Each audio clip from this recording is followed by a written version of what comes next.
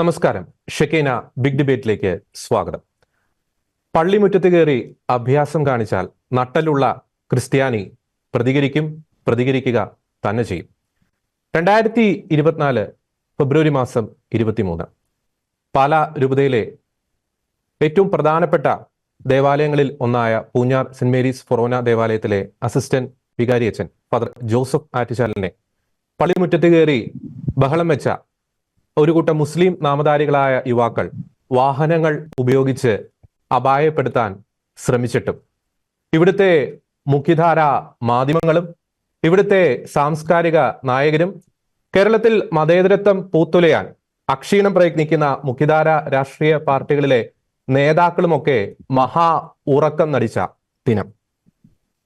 Hamas പ്രേമികളായ ഇവിടുത്തെ രാഷ്ട്രീയ നേതാക്കളുടെയും മുഖ്യധാര രാഷ്ട്രീയ പാർട്ടികളുടെയും ഒപ്പം തന്നെ മുഖ്യധാര മാധ്യമങ്ങളും ഒക്കെ പലപ്പോഴും ഉത്തരേന്ത്യയിലും ഒപ്പം തന്നെ മണിപ്പൂരുമൊക്കെ നടന്ന ദൗർഭാഗ്യകരമായ സംഭവങ്ങൾ ഉയർത്തി കാണിച്ച് ക്രൈസ്തവരോട് ഒരു പ്രേമം നടിക്കുന്ന ഒരു സ്ഥിതിവിശേഷം ഈ കാലയളവിലൊക്കെ വളരെയധികം ശക്തമായിരുന്നു. ഈ കൂട്ടരുടെ ആ ക്രൈസ്തവ പ്രേമത്തിന്റെ ആത്മാർത്ഥത ക്രിസ്ത്യാനികൾ തിരിച്ചറിഞ്ഞ ദിനമായിരുന്നു 2024 ഫെബ്രുവരി മാസം 23. വോട്ട് ബാങ്ക് പ്രീണനത്തിന്റെ പേരിൽ, വോട്ട് ബാങ്ക് രാഷ്ട്രീയത്തിന്റെ പേരിൽ ചില ന്യൂനപക്ഷങ്ങളെ പ്രീണിപ്പിക്കുന്ന മുഖ്യധാര രാഷ്ട്രീയ പാർട്ടി നേതാക്കളുടെയും സാംസ്കാരിക നായകരുടെയും ഒക്കെ മനോഭാവത്തിന്റെ ഫലമായി കേരളത്തിൽ ക്രിസ്ത്യാനിക്ക് ജീവിക്കാൻ സാധിക്കാത്ത ഒരു സ്ഥിതിവിശേഷത്തിലേക്ക് ഇത്തരം സംഭവങ്ങൾ ഉണ്ടാകുമ്പോൾ ഇറക്കുന്ന ക്യാപ്സ്യൂളുകളുണ്ട്. അവിടെ വന്ന യുവാക്കൾക്ക് അല്ലെങ്കിൽ പ്രായപൂർത്തിയാകാത്ത കുട്ടികൾക്ക് സംഭവിച്ച ഒരു കൈയബദ്ധം അല്ലെങ്കിൽ ഈ അറിവില്ലായ്മ അല്ലെങ്കിൽ ഈ കൈയബദ്ധങ്ങൾ എത്രത്തോളം ആവർത്തിക്കപ്പെടുന്നു എന്നത് പാലാ ഭാഗത്തെയും കടുത്തുരുത്തി ഭാഗത്തെയും ഒക്കെ പൂഞ്ഞാർ ഭാഗത്തെയും ഒക്കെ ക്രിസ്ത്യാനികൾക്ക് നന്നായി തന്നെ അറിയാം. ഷെക്കീന ബിഗ് ഡിബേറ്റ് ചർച്ച ചെയ്യുന്നു പൂഞ്ഞാർ സംഭവം കേരളത്തിലെ ക്രിസ്ത്യാനികൾക്ക് നൽകുന്ന മുന്നറിയിപ്പെന്ത്, പാഠമെന്ത്. ഈ ചർച്ചയിൽ നമ്മോടൊപ്പം ചേരുന്നു പാലാ രൂപത പ്രോട്ടോസിഞ്ചലൂസ് മോൺസിഞ്ഞോർ ഡോക്ടർ ജോസഫ് തടത്തിൽ, ഒപ്പം തന്നെ കത്തോലിക്ക കോൺഗ്രസ് ജനറൽ സെക്രട്ടറി ശ്രീ രാജീവ് കുച്ചുപറമ്പിൽ, ഒപ്പം തന്നെ പാലാ രൂപത SMYM president Shri Edwin Jose. 4 പേർക്കും ഈ ചർച്ചയിലേക്ക് സ്വാഗതം.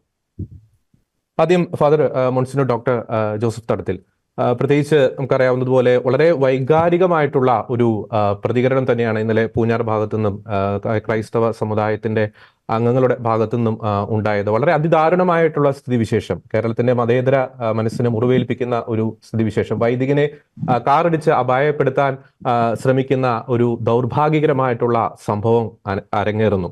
ഈ ഒരു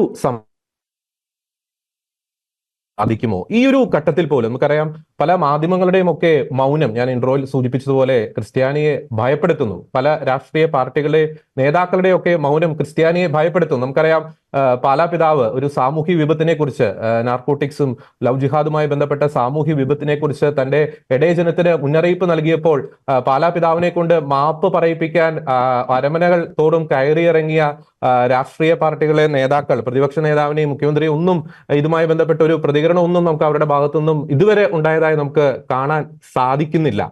ഇത്തരത്തിലുള്ള ഒരു നിസ്സാരവൽക്കരണം, ഈ ദാരുണ സംഭവത്തെ ഇത്തരത്തിൽ ചില രാഷ്ട്രീയ പാർട്ടികൾ നേതാക്കളും മുഖ്യധാര മാധ്യമങ്ങളും ഒക്കെ നിസ്സാരവൽക്കരിക്കുന്നത് ശരിയാണോ? ഒപ്പം തന്നെ ജനങ്ങൾ ഇന്നലെ അതിവൈകാരികമായി ആ ഒരു സംഭവത്തോട് പ്രതികരിക്കാനിടയായ സാഹചര്യം. മോൺസിഞ്ഞോർ ഡോക്ടർ ജോസഫ് തടത്തിൽ.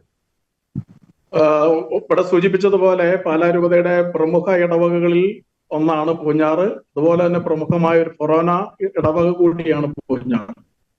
അവിടെ ഇന്നലെ നമ്മളുടെ അസിസ്റ്റന്റ് വികാരി ജോസഫ് ആറ്റിച്ചാലിൽ അച്ഛനെതിരെ നടന്ന ആക്രമണം നമുക്ക് ഒരു കാരണവശാലും അംഗീകരിക്കാനായിട്ടാവില്ല. അത് വൈകാരികമായി ജനങ്ങൾ ഏറ്റെടുത്തത് എത്രമാത്രം ശരിയോ തെറ്റോ എന്ന് വിധിക്കുന്നതിനേക്കാൾ അന്നേരത്തെ ആ സാഹചര്യത്തിൽ തീർച്ചയായിട്ടും ജനത്തിൽ നിന്നുണ്ടാകാവുന്ന ഒരു സ്വാഭാവിക പ്രതികരണമായിട്ട് നമ്മൾ കണക്കാക്കണം. അതോടൊപ്പം തന്നെ രൂപതയിൽ നിന്ന് വളരെ വ്യക്തമായിട്ട് മറ്റു തരത്തിലുള്ള ആക്രമണോത്സുകമായ പരിപാടികളിലേക്ക് പോകരുതെന്നും മറ്റുള്ളവരെ പ്രൊവോക്ക് ചെയ്യരുതെന്നും, ഇതാരാണ് ഇതിന്റെ പ്രതികളായിട്ടുള്ള ആളുകളിൽ നിന്ന് യാതൊരു തരത്തിലുള്ള കളറിങ്ങും കൊടുക്കേണ്ട ആവശ്യമില്ല എന്നും വ്യക്തമായി നമ്മൾ ധാരണ നൽകിയിരുന്നു. തീർച്ചയായിട്ടും കേരളത്തിലെ എണ്ണപ്പെട്ട മാധ്യമങ്ങളൊക്കെ നമ്മളെ വിളിക്കുകയും പത്രങ്ങൾ പലതും ഇന്ന് തീർച്ചയായിട്ടും റിപ്പോർട്ട് ചെയ്തിട്ടുണ്ട്. ദീപിക വളരെ ഭംഗിയായിട്ട് അത് റിപ്പോർട്ട് ചെയ്തിരിക്കുന്നൊക്കെ ഓർക്കുന്നു. മറ്റു പത്രങ്ങളും സാമാന്യം അത് ശ്രദ്ധിച്ചു എന്ന്, കുറെ പത്രങ്ങളെങ്കിലും ശ്രദ്ധിച്ചു എന്നും നമുക്ക് അംഗീകരിക്കേണ്ടിയിരിക്കുന്നു. ഒപ്പം ഗവൺമെന്റ് നിയമപരമായിട്ടുള്ള ക്രമീകരണങ്ങൾ ചെയ്യുന്നുണ്ടെന്നാണ് മനസ്സിലാക്കുന്നത്. ഇവിടെ നമ്മൾ മനസ്സിലാക്കേണ്ടത് ഗവൺമെന്റ് നടത്തേണ്ട ലോ ആൻഡ് ഓർഡർ അത് അവർ ക്രമീകരിക്കണം. ഒപ്പം വിശ്വാസവുമായി ബന്ധപ്പെട്ട കാര്യങ്ങളുണ്ട്. പ്രത്യേകിച്ച് നമ്മുടെ ആധ്യാത്മികത, അതോടൊപ്പം തന്നെ നമ്മളുടെ ധാർമ്മികത, ഇതെല്ലാം വിശ്വാസവുമായി ബന്ധപ്പെട്ട അതിന് യാതൊരു വിലയും കൽപ്പിക്കാതെ പോകുന്നത് വളരെ ദയനീയമാണെന്ന് നമുക്ക് വളരെ മിതമായ ലാംഗ്വേജിൽ ഞാൻ പറയുന്നുള്ളൂ. അവിടെ ഒരു പള്ളിയിൽ ആരാധന നടക്കുന്ന സമയത്ത് അതിന്റെ മുറ്റത്തും പ്രത്യേകിച്ച് വളരെ വിശദമായി കാണുന്ന കുരിശൻ തൊട്ടിയിലും ഒക്കെ കയറി വാഹനങ്ങൾ റേസ് ചെയ്യുക, പ്രത്യേകിച്ച് സൈലൻസർ ഒന്നുമില്ലാത്ത രീതിയിൽ വാഹനങ്ങൾ ക്രമീകരിച്ചു ഭയങ്കരമായ ഒച്ചയുണ്ടാക്കി റേസിംഗ് ആയിട്ടുള്ള വോയിസ് പ്രൊഡ്യൂസ് ചെയ്തിട്ട് അത് പറയാനായിട്ട് പാടില്ല കേട്ടോ എന്ന് പറയാൻ ചെന്ന കൊച്ചന് വാഹനങ്ങൾ ഉപയോഗിച്ച് ആക്രമിക്കുക എന്നുള്ളത് വലിയ ബുദ്ധിമുട്ടുള്ള കാര്യമാണ്. അത് ആരാണ് എന്താണെന്നും നമ്മൾ അതേപ്പറ്റി തിരിച്ചറിഞ്ഞു വരുന്നേ ഉള്ളൂ. മനസ്സിലാക്കുന്നതനുസരിച്ച് ഏതാനും പേരെ ഐഡന്റിഫൈ ചെയ്തിട്ടുണ്ട്. ഇത്തരം ഒരു കാര്യത്തിനെതിരെ തീർച്ചയായിട്ടും അവിടെയുള്ള ജാതിമത ഭേദമന്യേ മനുഷ്യർ തീർച്ചയായിട്ടും ഉള്ളിൽ പ്രതികരിച്ചിട്ടുണ്ടാകാം. തീർച്ചയായിട്ടും നമ്മുടെ ഇടവകയുമായി ബന്ധപ്പെട്ട വിശ്വാസികൾ, രൂപതയുമായി ബന്ധപ്പെട്ട നമ്മുടെ യുവജന സംഘടനകള്, അതുപോലെ നമ്മളുടെ മാതൃവേദി, പിതൃവേദി, മിഷൻ ലീഗ് ഒക്കെ വളരെ വിഷമത്തോടു കൂടി അതിനോട് പ്രതികരിച്ചിട്ടുണ്ട്. അതിലൊന്നും പെടാത്ത ആളുകൾ മറ്റു സ്ഥലങ്ങളിൽ നിന്നൊക്കെ ഇതറിഞ്ഞ് അതൊട്ടും ശരിയല്ലോ എന്ന് ചിന്തിക്കുകയുണ്ടായി. നമുക്കറിയാം നമ്മുടെ ക്രൈസ്തവികമായ ഒരു പ്രതികരണം എന്ന് പറയുന്നത് എപ്പോഴും മാന്യമായിരിക്കും, സഭ്യമായിരിക്കും. ആരെങ്കിലും ശാരീരികമായി ആക്രമിക്കുക, ഉന്മൂലനം ചെയ്യുക, അതൊന്നും നമുക്ക് ചിന്തനീയമേ അല്ല എന്നുള്ളതറിയാം. അപ്പൊ അതനുസരിച്ച് അന്നേരം ഉണ്ടായ ഒരു വൈകാരിക പ്രകടനം അത് തീർച്ചയായിട്ടും സാധാരണ ഏത് മനുഷ്യരും കാണിക്കുന്നതാണ്. പക്ഷെ നമ്മൾ നോക്കുന്നത് അതിന്റെ നിയമപരമായിട്ടുള്ള കാര്യങ്ങളും അതിന്റെ ഇത് വരാൻ പോകുന്ന മറ്റു സ്ഥലങ്ങളിൽ അല്ലെങ്കിൽ മറ്റു വിശ്വാസങ്ങളിൽ ഇത് ഉളവാക്കുന്ന ഭീതി, അത്തരം സാഹചര്യങ്ങൾ കേരളത്തിൽ ഒഴിവാക്കണം. കേരളത്തിൽ നല്ല ലോകത്തിൽ ഒരിടത്തും പാടില്ല. പ്രത്യേകിച്ച് ദൈവത്തിന്റെ നാടെന്നും സംസ്കാര സമ്പന്നരെന്ന് വിശേഷിപ്പിക്കപ്പെടുന്നത് നമ്മുടെ ഇടയിൽ പാടില്ല എന്നാണ് നമ്മുടെ രൂപതയുടെ വളരെ വ്യക്തമായിട്ടുള്ള നിലപാട്. തടത്തിൽ ഒപ്പം മറ്റൊരു കാര്യം കൂടി, ഈ ഒരു സംഭവം ഉണ്ടായതിനു ശേഷം പോലീസിന്റെ ഭാഗത്തു നിന്നുള്ള ഒരു സഹകരണം അല്ലെങ്കിൽ നിയമ നടപടികളുമായി ബന്ധപ്പെട്ടുള്ള അവരുടെ ഒരു വ്യഗ്രത അല്ലെങ്കിൽ അത്തരത്തിലുള്ള കാര്യങ്ങൾ, അതിനെപ്പറ്റി പാലാരൂപതയ്ക്ക് എന്താണ് പറയാനുള്ളത്? ഇത്തരത്തിലുള്ള സംഭവങ്ങൾ ധാരാളമായി, ഇത് ഒറ്റപ്പെട്ട സംഭവം അല്ല എന്ന് കൃത്യമായിട്ട് തന്നെ ഷെക്കനസ് അവിടുത്തെ ഇടവക ജനങ്ങളോടും ഒക്കെ വൈദികരോടും ഒക്കെ പ്രതികരണം ചോദിച്ചപ്പോൾ കൃത്യമായിട്ട് തന്നെ പറഞ്ഞിരുന്നു. ഈ ദേവാലയത്തിൽ മാത്രമല്ല പാലാരൂപതയിലെ ചില ഭാഗങ്ങളിൽ ഇത്തരത്തിലുള്ള ചില സംഭവങ്ങൾ അരങ്ങേറുന്നുണ്ട്. അപ്പോൾ ഇത്തരം ദാരുണമായിട്ടുള്ള, ഒരിക്കലും സംഭവിക്കാൻ പാടില്ലാത്ത, നിർഭാഗ്യകരമായിട്ടുള്ള ഇത്തരം ഇഷ്യൂസ് അല്ലെങ്കിൽ ഇത്തരം സംഭവങ്ങൾ ഇനി ആവർത്തിക്കാതിരിക്കുവാൻ പോലീസിന്റെ ഭാഗത്തുനിന്ന് അവർ നൽകുന്ന പ്രതികരണം, അവർ ചെയ്ത നടപടികൾ എന്തൊക്കെയാണ്?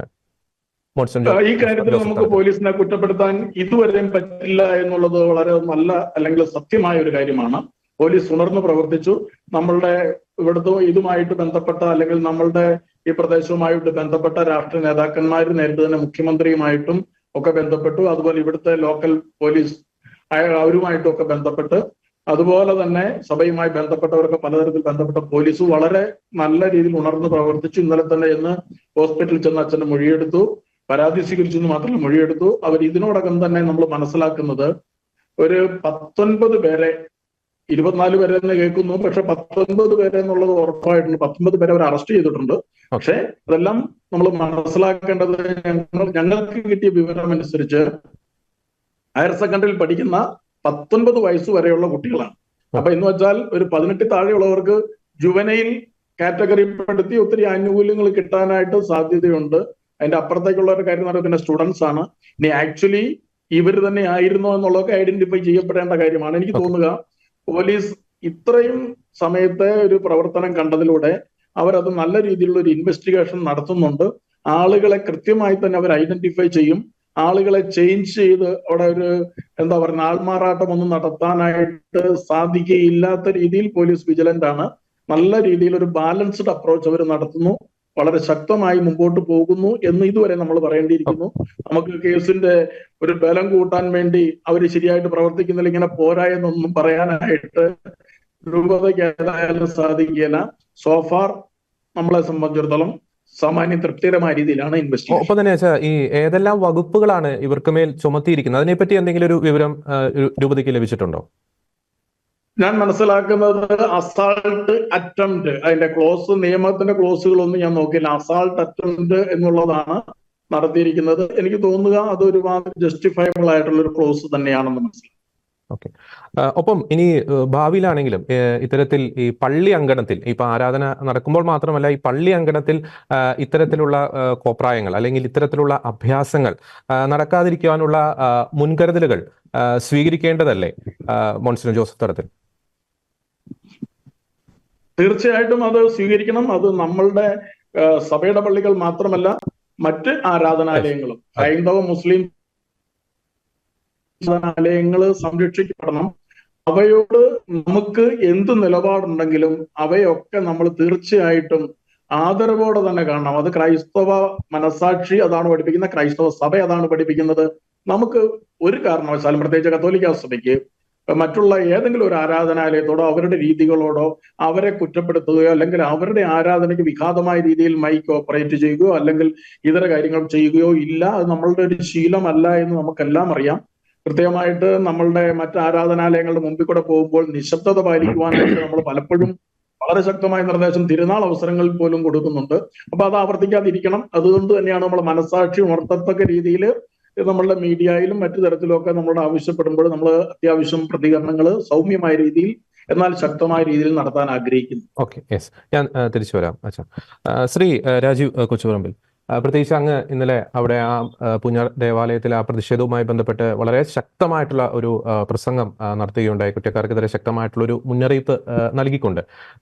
ഈ ഒരു വിഷയവുമായി ബന്ധപ്പെട്ട് തുടർന്നുള്ള പല ചർച്ചകളിലും പലർ ഉന്നയിച്ച ഒരു ആശങ്കയാണ് ഈ പാലാ കടുത്തുരുത്തി ഭാഗങ്ങൾ അല്ലെങ്കിൽ പാലാ രൂപതയിൽ പ്രത്യേകിച്ച് ക്രൈസ്തവ ഭൂരിപക്ഷ മേഖലകളിൽ ചില പ്രത്യേക വിഭാഗത്തിൽ പെട്ടവർ ഈ ക്രൈസ്തവ യുവതി യുവാക്കളെയൊക്കെ ഒരു ടാർഗറ്റ് ചെയ്തുകൊണ്ടുള്ള ചില പ്രവർത്തനങ്ങൾ ഇത്തരത്തിൽ ആരാധന നടക്കുമ്പോൾ പല ദേവാലയ അങ്കണത്തിലും വന്ന് ഇത്തരത്തിലുള്ളൊരു അഭ്യാസങ്ങൾ കാണിക്കുന്നു. നേരത്തെ ആ പ്രദേശങ്ങളിലൊക്കെ ഈ കുരിശിനെ അവഹേളിച്ച പല സംഭവങ്ങളുമൊക്കെ അരങ്ങേറിയിരുന്നു. അപ്പോൾ എന്തുകൊണ്ടാണ് ഇത്തരത്തിലുള്ള സംഭവങ്ങൾ ഇവിടെ ആവർത്തിക്കപ്പെടുന്നത്? ഈ പൂഞ്ഞാർ സംഭവം അവസാനത്തേതാകാൻ എന്തെല്ലാം നടപടികളാണ് പ്രത്യേകിച്ച് അൽമായ വിശ്വാസികളുടെ ഭാഗത്തു നിന്നൊക്കെ ഉണ്ടാകേണ്ടത്? അവിടുത്തെ ഒരു ഗ്രൗണ്ട് റിയാലിറ്റി അങ്ങൊന്ന് പങ്കുവെക്കാമോ ശ്രീ രാജീവ് കൊച്ചുപറമ്പിൽ? ഞാൻ ഇന്നലെ ആ സമരവുമായി ബന്ധപ്പെട്ട് പ്രതിഷേധവുമായി ബന്ധപ്പെട്ട് അവിടെ ഉണ്ടായിരുന്നു. നമ്മുടെ ആളുകൾ വളരെ വൈകാരികമായിട്ടാണ് ഈ വിഷയത്തോട് പ്രതികരിച്ചത്. പ്രത്യേകിച്ച് നമ്മുടെ ആളുകൾ, പ്രത്യേകിച്ച് പൂഞ്ഞാർ ഇടവകയിലെ അൽമായരെല്ലാവരും ഒന്നു ചേർന്നുകൊണ്ട് പള്ളിയിൽ കൂട്ടമണി അടിക്കണമെന്ന് ആവശ്യപ്പെട്ടു. അവർ കൂട്ടമണി അച്ഛനോട് പറഞ്ഞ് ആവശ്യപ്പെട്ട് കൂട്ടമണി അടിച്ച ആളുകളെ വിളിച്ചു വരുത്തി. ആ ഇടവകയിൽ ആ സമയത്ത് അവൈലബിൾ ആയിട്ടുള്ള ഒരുമാതിരി എല്ലാ ആളുകളും ആ സമയത്തോടെ എത്തിച്ചേരുകയും ഉണ്ടായി. എനിക്ക് തോന്നുന്നു ആളുകൾ വളരെ വികാരപരമായിട്ട് നമ്മുടെ സമുദായത്തിനും നമ്മുടെ സഭയ്ക്കും നേരെയുള്ള ഇത്തരത്തിലുള്ള ആക്രമണങ്ങളെ ഇപ്പോൾ കാണുന്നുണ്ട് എന്നുള്ളത് വലിയ ഒരു അനുകൂലമായിട്ടുള്ള കാര്യം തന്നെയാണ്. ചില സമയങ്ങളിലൊക്കെ നമ്മൾ പറയാറുണ്ട് ഈ വിശ്വാസികൾ നിസ്സംഗരാണ്, വിശ്വാസികൾ പലപ്പോഴും നമ്മുടെ വിഷയങ്ങളിൽ വേണ്ടത്ര താല്പര്യം കാണിക്കുന്നില്ലെന്നൊക്കെ പറയാറുണ്ട്. പക്ഷെ അതൊന്നുമല്ല. നമ്മളുടെ വിശ്വാസികൾ വളരെ തീവ്രമായിട്ട് നമ്മളുടെ സഭയെയും സമുദായത്തെയും സംരക്ഷിക്കുവാനായിട്ട് തയ്യാറായിട്ടുണ്ട് എന്നുള്ളതാണ് ഇന്നലെ വളരെ പകൽ പോലെ വ്യക്തമായി തെളിച്ചത്. ഈ പൂഞ്ഞാർ ഭാഗത്ത് തന്നെ ഇത് ഒരു പുതിയ സംഭവമല്ല. എനിക്ക് തോന്നുന്നത് പൂഞ്ഞാർ പള്ളിയുമായി ബന്ധപ്പെട്ട് പൂഞ്ഞാർ പള്ളിയുടെ മലഭാഗത്തുള്ള കുരിശില് കുറച്ച് നാളുകൾക്ക് മുമ്പ് കുറച്ച് യുവാക്കൾ, പ്രത്യേകിച്ച് ഇപ്പോൾ ഈ ആരോപിക്കപ്പെട്ട പേരുകളായിട്ടുള്ള ആളുകളാണ് കൂടുതലും, അവര് അവിടെ കുരിശിന്റെ മുകളിൽ കയറിയിരിക്കുകയും ഫോട്ടോ എടുക്കുകയും കുരിശിനെ വളരെ അവഹേളിച്ചുകൊണ്ട് പ്രതികരിച്ച ഒരു സംഭവം ഉണ്ടായിട്ടുണ്ട് ഈ പൂഞ്ഞാർ ഭാഗത്ത്. അന്നും നമ്മൾ വളരെ ശക്തമായിട്ട് പ്രത്യേകിച്ച് പൂഞ്ഞാർ ഭാഗത്തുള്ള ആളുകൾ ഇടപെട്ടിരുന്നു. ഈ നാളുകളിലൊക്കെ നമ്മൾ കണ്ടുവരുന്ന കാര്യം, ഇത് നമ്മളിപ്പം പൊതുവേദിയിൽ എപ്പോഴും പറയുന്നില്ല, പക്ഷെ നമ്മളുടെ ഇന്ത്യൻ ആയിട്ടുള്ള വേദികളൊക്കെ ചർച്ച ചെയ്യുന്നുണ്ട്. ചില ഭാഗത്തൊക്കെ നമ്മളുടെ ആളുകൾക്ക് ജീവിക്കാൻ സാധിക്കാത്ത തരത്തിലുള്ള ഒരു പ്രതികരണങ്ങൾ സംഘടിതമായിട്ട് ഉണ്ടാകുന്നുണ്ട് എന്നുള്ളത് നമുക്ക് തള്ളിക്കളയാൻ സാധിക്കില്ല. സംഘടിതമായിട്ട് ഉണ്ടാകുന്നുണ്ട്. വഴിയെ പോകുന്ന ആളുകൾ, ഒറ്റയ്ക്ക് പോകുന്ന ആളുകളെ, പ്രത്യേകിച്ച് പെൺകുട്ടികളെ അനാവശ്യമായിട്ട് കമന്റ് അടിക്കുക, ആൺകുട്ടികളെ പോലും വളരെ സംഘടിതമായിട്ട് അവര് മോശമായിട്ടുള്ള വാക്കുകൾ ഉപയോഗിക്കുകയും അവർ ഒറ്റതിരിഞ്ഞ് വാക്കുകളിലൂടെയൊക്കെ പ്രകോപിപ്പിക്കുകയും ചെയ്യുന്ന നിരവധിയായിട്ടുള്ള സംഭവങ്ങളുണ്ട്. അപ്പം ആ നാട്ടിലുള്ള ആളുകൾക്ക് സ്വതന്ത്രമായിട്ട് ജീവിക്കാനായിട്ടുള്ള പല സാഹചര്യങ്ങളും അവിടെ ബുദ്ധിമുട്ടുണ്ടാക്കിയിട്ടുണ്ട് എന്നുള്ളത് കൊണ്ടാണ് വലിയൊരു വൈകാരിക പ്രതികരണം പെട്ടെന്ന് ഇന്നലെ ഉണ്ടായെന്നുള്ളതാണ് ഞാൻ മനസ്സിലാക്കുന്നത്. അതോടൊപ്പം തന്നെ അതിനപ്പുറത്തേക്ക് നമ്മളുടെ സഭയിലെ ഒരു വൈദികനെ നിഷ്കരുണം നമ്മളുടെ ദേവാലയത്തിന്റെ മുറ്റത്ത് കയറി ആക്രമിക്കുക, പുലഭ്യം പറയുക എന്നതിനപ്പുറത്തേക്ക് ആക്രമിക്കുക എന്ന് പറയുന്നത് നമ്മളുടെ വീട്ടിൽ കയറുന്ന തുല്യമാണ്. നമ്മളുടെ വൈദികരെ നമ്മൾ വളരെ ബഹുമാനത്തോടെ സ്നേഹത്തോടു കൂടിയാണ് കരുതുന്നത്. അവരെ പള്ളിയിൽ വന്ന് ആക്രമിക്കുക എന്ന് പറഞ്ഞാൽ ഒരു വിശ്വാസിക്ക് അംഗീകരിക്കാൻ സാധിക്കില്ല. അത് ആളുകൾ വിചാരിക്കുന്ന ആളുകൾ പള്ളിക്കുള്ളിലേക്ക് കയറാം, ആളുകൾ നമ്മുടെ വീടുകളിലേക്ക് വരാം. അപ്പൊ ആളുകൾക്കൊരു ജാഗ്രത ഇപ്പോൾ ഉണ്ടായിട്ടുണ്ട് എന്നുള്ളത് യാഥാർത്ഥ്യമാണ്. അതുകൊണ്ട് തന്നെ അത് നമുക്ക് അംഗീകരിക്കാൻ സാധിക്കില്ല എന്നുള്ളത് വളരെ അസന്നിഗ്ധമായിട്ട് പറയാൻ ആഗ്രഹിക്കുക. ഈ കടുത്തുരുത്തി ഭാഗത്തെ കാര്യം സൂചിപ്പിക്കട്ടെ. കടുത്തുരുത്തി ഭാഗത്ത് കഴിഞ്ഞ നാളുകളിൽ കുറച്ച് യുവാക്കള് അവിടെ റൂമുകൾ എടുത്ത് താമസിക്കുകയും ഞായറാഴ്ച പള്ളിയുടെ പരിസരത്ത് വരികയും അവിടെ പല രീതിയിലുമുള്ള അത്ര ശരിയല്ലാത്ത രീതിയിലുള്ള പ്രതികരണങ്ങൾ നടത്തുകയും ചെയ്തതൊക്കെ മാധ്യമങ്ങളിൽ വന്നാണ്. പോലീസ് ഇടപെട്ടു, ജനപ്രതിനിധികൾ ഇടപെട്ടു, നമ്മളുടെ സഭാ നേതൃത്വം ഇടപെട്ടു. അത് കുറെ അധികം നിയന്ത്രിക്കാൻ സാധിച്ചിട്ടുണ്ട്. അവിടെയും നമ്മൾ മനസ്സിലാക്കേണ്ട ഒരു കാര്യം, നമ്മളുടെ സമുദായത്തെ പലപ്പോഴും ടാർഗറ്റ് ചെയ്തുകൊണ്ട് ചില ആളുകൾ സംഘടിതമായിട്ട് വരുന്നുണ്ട് എന്നുള്ള യാഥാർത്ഥ്യം നമ്മൾ തിരിച്ചറിയാതെ പോകരുത്. കത്തോലിക്ക കോൺഗ്രസ് കഴിഞ്ഞ കാലഘട്ടങ്ങളിലെല്ലാം ഈ വിഷയത്തെ പരമാവധി നമ്മളുടെ സമുദായങ്ങളിൽ എത്തിക്കുവാനുള്ള ശ്രമം നടത്തുന്നുണ്ട്. അത് തുടർന്ന് നടത്തിക്കൊണ്ട് തന്നെ ഇരിക്കും. പക്ഷെ നമ്മൾ മനസ്സിലാക്കേണ്ട കാര്യം, നമ്മുടെ തടത്തിലച്ചൻ പറഞ്ഞതുപോലെ തന്നെ നമ്മൾ പ്രതികരിക്കുന്നതും നമ്മൾ പ്രചരിപ്പിക്കുന്നതിനൊക്കെ നമ്മളുടെ മൂല്യങ്ങളിൽ അടിസ്ഥാനമായിട്ട് തന്നെയാണ്. പക്ഷെ ചില സമയങ്ങളിലെങ്കിലും നമ്മൾ തന്റെ ഇടത്തോടുകൂടി നിന്നുകൊണ്ട് അത് പറ്റിയല്ല എന്ന് പറയാനുള്ള ഉത്തരവാദിത്വം നമ്മൾ കാണിക്കണം. അതിപ്പോൾ കാണിക്കുന്നുണ്ട് എന്നുള്ളത് വളരെ ശുഭതർക്കമായ കാര്യമായിട്ട് ഇതിനെ കരുതുകയാണ്. ഓക്കെ, ഈ ക്രിസ്ത്യാനി ഒരിക്കലും പ്രതികരിക്കത്തില്ല, ഇത് ഇങ്ങനെ ഒരിക്കലും പ്രതികരിക്കില്ല അല്ലെങ്കിൽ ക്ഷമിച്ചോളും എന്ന ചിലരുടെ ഒരു മിഥ്യാധാരണയാണോ ഇത്തരം സംഭവങ്ങൾ ആവർത്തിക്കപ്പെടാനുള്ള ഒരു കാരണം? തീർച്ചയായിട്ടും ക്രിസ്ത്യാനികൾ ഇപ്പം നമുക്കറിയാം, നമ്മളുടെ വിശ്വാസവും നമ്മളുടെ മൂല്യങ്ങളും പഠിപ്പിക്കുന്നത് ക്ഷമയുടെ ഒരു വലിയ സന്ദേശമാണ്. അതുകൊണ്ട് തന്നെ എന്ത് കാണിച്ചാലും ക്രിസ്ത്യാനികളുടെ ഭാഗത്ത് നിന്ന് വലിയ പ്രകോപനമൊന്നും ഉണ്ടാകുകയല്ല, അല്ല തിരിച്ചടികളൊന്നും ഉണ്ടാകുകയില്ല എന്നുള്ള ഒരു ധാരണ പൊതുസമൂഹത്തിൽ ഉണ്ടായിട്ടുണ്ട്. അത് പ്രത്യേകിച്ച് നമ്മളെ എതിർക്കുന്ന ആളുകൾ ഉണ്ടായിട്ടുണ്ട്. പക്ഷെ അങ്ങനെ നമ്മൾ പ്രതികരിക്കാൻ പോകുന്നില്ല എങ്കിലും നമുക്ക് പ്രതികരിക്കാവുന്ന രീതിയിൽ ശക്തമായിട്ട് നമ്മൾ ഇടപെടുവാനായിട്ട് ഇപ്പോൾ നമ്മളുടെ ആളുകളെല്ലാം തയ്യാറായിട്ടുണ്ട് എന്നുള്ളത് വലിയ കാര്യമാണ്. അതുകൊണ്ട് അങ്ങനെ ആരും ഇനിയുള്ള കാലഘട്ടങ്ങളിൽ നമ്മൾ പ്രതികരണ ശേഷിയിൽ നഷ്ടപ്പെട്ടത് ഇത്തരത്തിലുള്ള പ്രശ്നങ്ങളിൽ നമ്മൾ മിണ്ടാതിരുന്നുകൊള്ളുന്നൊന്നും ആരും വ്യാമോഹിക്കേണ്ട. അങ്ങനെയൊന്നും നടക്കാൻ പോകുന്നില്ല. നമ്മുടെ ആളുകൾ വളരെ ശക്തരായിട്ട് ഇപ്പോൾ പ്രത്യേകിച്ച് സോഷ്യൽ മീഡിയയിലൊക്കെയുള്ള ചില ഇടപെടൽ കണ്ടവർക്കറിയാം, വളരെ തീവ്രമായിട്ടാണ്. അവർക്കൊന്നും ആരും ഒരു ഇൻഫർമേഷൻ പറഞ്ഞു കൊടുത്തിട്ടൊന്നുമല്ല. നമ്മളുടെ സോഷ്യൽ മീഡിയയിലുള്ള നമ്മളുടെ യുവാക്കള്, മുതിർന്ന ആളുകളൊക്കെ ഈ വിഷയം മാത്രമല്ല പല വിഷയങ്ങളിലും എത്രത്തോളം രൂക്ഷമായിട്ടാണ് ഇടപെടുന്നത്. അവരുടെ ആ സമുദായത്തോടും സഭയോടുമുള്ള കൂറുകൊണ്ട് തന്നെയാണ്. അതുകൊണ്ട് അങ്ങനെ ക്രിസ്ത്യാനികളെ ബ്രാൻഡ് ചെയ്യാൻ ഇനി പറ്റില്ല എന്നുള്ളതാണ് യാഥാർത്ഥ്യം. ഓക്കെ, വ്യക്തമാണ്. വളരെ ശക്തമായിട്ടൊരു മുന്നറിയിപ്പാണ് കത്തോലിക്ക കോൺഗ്രസിന്റെ ഭാഗത്തു നിന്നും ഉണ്ടായിരിക്കുന്നത്. ഫാദർ ടോം ഒലിക്കറോഡ്, നമുക്കറിയാം 2-3 വർഷം മുമ്പ് ഈ അരിയും മലരും കുന്തിരിക്കവും വാങ്ങി സൂക്ഷിച്ചോളാൻ ഈ ക്രിസ്ത്യാനികളോടും ഹൈന്ദവരോടും ഒക്കെ ആഹ്വാനം ചെയ്തവർ, അതിന്റെ പിന്നിൽ പ്രവർത്തിച്ചവർ ഇന്ന് തിഹാർ ജയിലിലൊക്കെ അഴി എണ്ണിക്കൊണ്ടിരിക്കുന്നു. എന്നാൽ അവരുടെ ചില പ്രേതങ്ങളൊക്കെ ഈ ക്രൈസ്തവ ഭൂരിപക്ഷ മേഖലകളിൽ ഇപ്പോഴും അലയുന്നുണ്ട് എന്നതിന്റെ സൂചനകളാണ് ഇത്തരത്തിൽ ആവർത്തിക്കപ്പെടുന്ന ഈ ദാരുണമായിട്ടുള്ള സംഭവം. നേരത്തെ രാജീവ് സൂചിപ്പിച്ചതുപോലെ ഒരു ദേവാലയ തിരുമുറ്റത്ത് പോലും ഒരു വൈദികന് സുരക്ഷിതം അല്ലാത്ത ഒരു അവസ്ഥയിലേക്ക് കേരളത്തിലെ സാഹചര്യങ്ങൾ നീങ്ങിക്കൊണ്ടിരിക്കുന്നു. ആ ഒരു പശ്ചാത്തലത്തിൽ ഈ പൂഞ്ഞാർ സംഭവം കേരളത്തിലെ ക്രൈസ്തവർക്ക് നൽകുന്ന ഒരു പാഠങ്ങൾ എന്തൊക്കെയാണ്? ഫാദർ ടോം ഒലിക്കരോഡ്, അങ്ങയുടെ നിരീക്ഷണത്തിൽ. ജോർജി, ക്രൈസ്തവ വിശ്വാസത്തിനെതിരെ അല്ലെങ്കിൽ ഒരു സമുദായത്തിനെതിരെയുള്ള വളരെ ആസൂത്രിതമായ ആക്രമണങ്ങൾ തുടങ്ങിയിട്ട് യഥാർത്ഥത്തിൽ ഇത് ഇന്നോ ഇന്നലെയോ ഒരു വർഷം മുമ്പോ തുടങ്ങിയതല്ല. കഴിഞ്ഞ 15-അടുത്ത് വർഷങ്ങളായി വളരെ കൃത്യമായി ക്രൈസ്തവ സമുദായത്തിനെതിരെയുള്ള ആക്രമണങ്ങളും അതിന്റെ ടെസ്റ്റ് ഡോസുകളും കേരളത്തിൽ ചില ആളുകൾ കൃത്യമായി ആസൂത്രണം ചെയ്ത് അവതരിപ്പിച്ചിട്ടുണ്ട്. 2010 നടന്ന തൊടുപുഴയിൽ നടന്ന ജോസഫ് മാഷിന്റെ കൈവെട്ട് കേസ് മുതലുള്ള സംഭവങ്ങളിൽ ഈ ആസൂത്രണത്തെ വളരെ വ്യക്തമായി നമ്മൾ കണ്ടുകൊണ്ടിരിക്കുകയാണ്. അരിയും മലരും മുദ്രാവാക്യം വിളിച്ചതും അത് വിളിപ്പിക്കുന്നത് കൊച്ചുങ്ങളെ കൊണ്ടാണ് വിളിപ്പിക്കുന്നത്.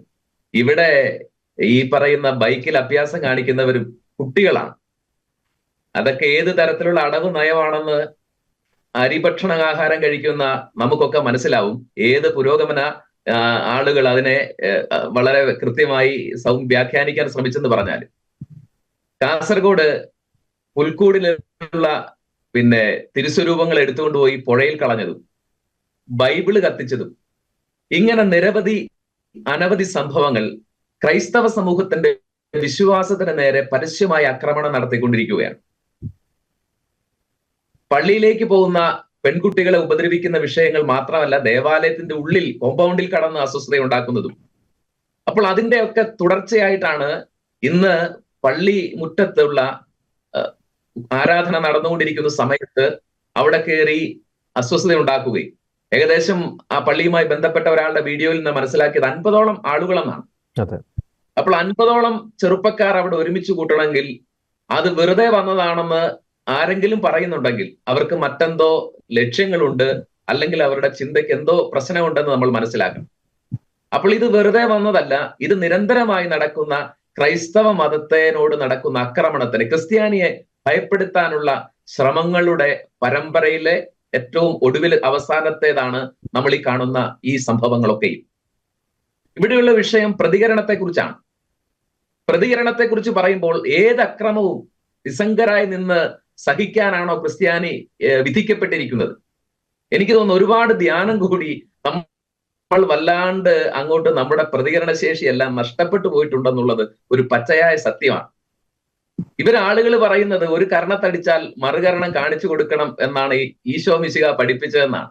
ഇതേ ഈശോ മിശിഹ തന്നെയാണ് ഒരു കാരണവും ഇല്ലാതെ ചെകിട്ടത്തടിച്ചവനോട് നീ എന്നെ അടിച്ചതെന്തിനാണെന്ന് ചോദിക്കാനും മാത്രമുള്ള ബലം കാണിച്ചായിരുന്നു.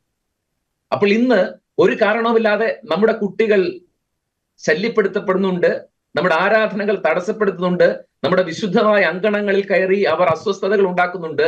എന്നിട്ടും നിങ്ങൾ എന്തുകൊണ്ടാണ് ഇങ്ങനെ പെരുമാറുന്നത്? മതേതര കേരളത്തിന് ചിന്തിക്കാൻ പറ്റാത്ത വിധം അപമര്യാദയോടുകൂടി നിങ്ങൾ എന്തുകൊണ്ടാണ് ഒരു മതത്തോട് പെരുമാറുന്നത് എന്ന് ചോദിക്കാൻ, നിവർന്നു നിന്ന് ചോദിക്കാൻ ഇനിയും നമുക്ക് ധൈര്യമുണ്ടായില്ലെങ്കിൽ ഭീരുക്കളായിട്ട് മരിക്കാനായിരിക്കും ഇവിടെയുള്ള ക്രിസ്ത്യാനികളുടെ വിധി എന്നാണ് എനിക്ക് പറയാനുള്ളത്.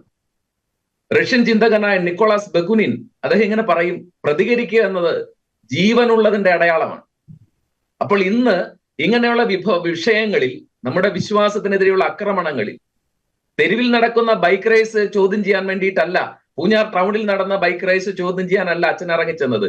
വെള്ളിയാഴ്ച പള്ളിയിൽ ആരാധന നടക്കുമ്പോൾ അതിന് അസ്വസ്ഥത ഉണ്ടാക്കുന്ന രീതിയിൽ സൈലൻസർ പോലും ഊരി മാറ്റിയ ബൈക്കുകളും കാറുകളുമായിട്ട് വരുന്ന ചെറുപ്പക്കാരോട് ദയവായി നിങ്ങൾ സംയമനം പാലിക്കണം, ആരാധനയ്ക്ക് തടസ്സമുണ്ടാക്കരുത് എന്ന് പറയുന്ന കാര്യത്തിന് ചെന്ന ആളെ നമുക്ക് ചിന്തിക്കാൻ പറ്റാത്ത രീതിയിൽ വാഹനം ഇടിച്ച് കൊലപ്പെടുത്തുന്നു. എന്നിട്ട് ഈ കുട്ടികളുടെയൊക്കെ മൂല്യബോധത്തെക്കുറിച്ച്, നമ്മളൊരു മതത്തെ വിലയിരുത്തുന്നത് അതിൽ വിശ്വസിക്കുന്നവരുടെ മൂല്യബോധത്തിൽ നിന്നല്ലേ? ഒരു മനുഷ്യനെ ഇടിച്ചിട്ടിട്ട് ആ വാഹനവുമായിട്ട് കടന്നു കളയുന്ന ഈ ആളുകൾ, അവരുടെ മൂല്യബോധം എന്താണ് എന്നുള്ളതാണ്. അത് ഈ പരിഷ്കൃത സമൂഹത്തിന് അപകടകരമായ ഒരു മൂല്യസംഹിതയുമായിട്ടാണ് ഈ ആളുകൾ നടക്കുന്നത്. ഇനിയുള്ള വിഷയങ്ങൾ, ഈ കഴിഞ്ഞ വർഷങ്ങളിലൊക്കെയും നമ്മുടെ വിശ്വാസത്തെ ആക്രമിച്ച ആളുകളെ എന്തു ചെയ്തു എന്നുള്ളതാണ്. പോലീസ് ഇടപെടും, അറസ്റ്റ് ചെയ്യും. മാധ്യമങ്ങളൊക്കെ എടുക്കുന്ന ഒരു അടവ് നയമുണ്ട്, ഇക്കൂട്ടർക്ക് പേരില്ല എന്നുള്ളതാണ്. സാമൂഹ്യ വിരുദ്ധർ. നമ്മളത് വളരെ ഗൗരവമായിട്ട് മനസ്സിലാക്കണം. ജോർജ്, ഈ പൂഞ്ഞാറിൽ വണ്ടി കൊണ്ട് പള്ളി കോമ്പൗണ്ടിൽ ആക്രമണം ഉണ്ടാക്കിയവർക്ക് പേരിടാൻ മാതാപിതാക്കൾ മറന്നുപോയ ആളുകളാണവർ. അത് നിസ്സാരമായ കാര്യമല്ല. ഇത് ഇന്നും ഇന്നലെ നടക്കുന്നതല്ല. ക്രൈസ്തവർക്കെതിരെ ഇങ്ങനെയുള്ള ആക്ഷേപങ്ങൾ, ഇങ്ങനെയുള്ള അതിക്രമങ്ങൾ നടക്കുന്ന സകലയിടത്തും അത് ചെയ്യുന്നവർക്ക് പേരില്ല, മാധ്യമങ്ങൾക്ക്, പോലീസുകാർക്ക് പേരില്ല. അപ്പോൾ ഇത് നമ്മൾ നിസ്സാരമായി കണക്കാക്കാൻ പാടില്ല. ഇതിന് പിറകിൽ ഇവിടുത്തെ മാധ്യമങ്ങൾ അടക്കമുള്ള ഈ വിഷയം, ഇത്രയും ഒരു ഗുരുതരമായ വിഷയം, ഒരു പള്ളിയിൽ ആരാധന നടക്കും, നമുക്ക് ചിന്തിക്കാൻ പറ്റുമോ? വെള്ളിയാഴ്ച ദിവസം ജുമാ നമസ്കാരം നടക്കുമ്പോൾ ആ മസ്ജിദിന്റെ കോമ്പൗണ്ടിൽ കയറിയിട്ട് കുറച്ച് ക്രിസ്ത്യാനികളായിട്ടുള്ള അല്ലെങ്കിൽ ഹൈന്ദവരായിട്ടുള്ള ചെറുപ്പക്കാർ അവിടെ ബൈക്ക് റേസ് നടത്തി ബഹളം ഉണ്ടാക്കുന്നതിനെ കുറിച്ച് നിങ്ങൾക്ക് ചിന്തിക്കാൻ പറ്റൂ? എന്നിട്ട് അവർ എങ്ങനെയായിരിക്കും തിരിച്ചു പോരാൻ ഉദ്ദേശിക്കുന്നത്?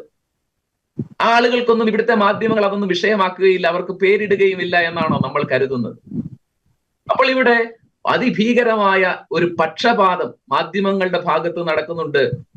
ഇവിടുത്തെ രാഷ്ട്രീയക്കാരിൽ നിന്ന് ഒരു ക്രൂരമായ നിസ്സംഗത നടക്കുന്നുണ്ട്. നിരന്തരമായിട്ട് ഈ ക്രൈസ്തവ സമൂഹത്തെ ഇങ്ങനെ പീഡിപ്പിക്കുമ്പോൾ, പുരോഹിതരെ പോലും ആക്രമിക്കപ്പെടുമ്പോൾ, അത് ശാരീരികമായിട്ടുള്ള അക്രമമാണ് ഇന്ന്. പക്ഷെ കഴിഞ്ഞ 15 വർഷമായിട്ട് നമ്മുടെ ധാർമ്മിക പ്രതിച്ഛായക്കെതിരെ സിനിമകളിലൂടെ ആക്രമണങ്ങൾ നടക്കുന്നുണ്ട്. ഇതിന്റെ പിറകിലെ ഫണ്ടിങ്ങിനെ കുറിച്ചും പിറകിലുള്ള ആളുകളെ കുറിച്ചും കൃത്യമായി പഠിക്കുമ്പോഴാണ് നമ്മൾ ഇതിന്റെ പിറകിലുള്ള അപകടം മനസ്സിലാക്കുന്നത്. വഞ്ചി സ്ക്വയർ സമരം പോലെയുള്ള സമരങ്ങൾക്ക് പിറകിൽ ചില ആളുകൾ വളരെ സംഘടിതമായി തൃശ്ശൂരിൽ നിന്ന് പോലും എട്ടും പൊട്ടും തിരിയാത്ത കുഞ്ഞുങ്ങളുമായിട്ട് വന്ന് സമരത്തിന് പിന്തുണ നൽകിയെന്ന് പറയുമ്പോഴും ഇതൊരു തുടർച്ചയായ ആക്രമണങ്ങളുടെ ഒടുവിലത്തെ കാണുന്ന ഒരു കണ്ണിയാണ്. അതുകൊണ്ട് തന്നെ ഇവിടെ ക്രൈസ്തവ സമൂഹത്തിനുള്ളിൽ ഒരു തിരിച്ചറിവുണ്ടാവണം. നമ്മളെ ആരൊക്കെയോ ഭയപ്പെടുത്താൻ ശ്രമിക്കുന്നുണ്ട്. 2000 വർഷം ഈ മണ്ണിൽ നിവർന്നു നിന്ന് നമ്മുടെ അധ്വാനം കൊണ്ടും ത്യാഗം കൊണ്ടും ഇന്ന് കാണുന്ന രീതിയിൽ കേരളത്തെ പടുത്തുയർത്തിയവരാണ് നമ്മൾ. ഇപ്പോൾ ഈ കാണിക്കുന്ന ബൈക്ക് റേസ് നടത്തുന്ന പള്ളി പരിസരങ്ങളൊക്കെ ഇല്ലേ, സ്വാതന്ത്ര്യം കിട്ടുന്ന കാലത്ത് 80% വിദ്യാലയങ്ങൾ ഈ ക്രൈസ്തവ സമുദായത്തിൻ്റെതായിരുന്നു. അവിടെ പഠിച്ച 80%വും അക്രൈസ്തവരായിട്ടുള്ള ആളുകളാണ്.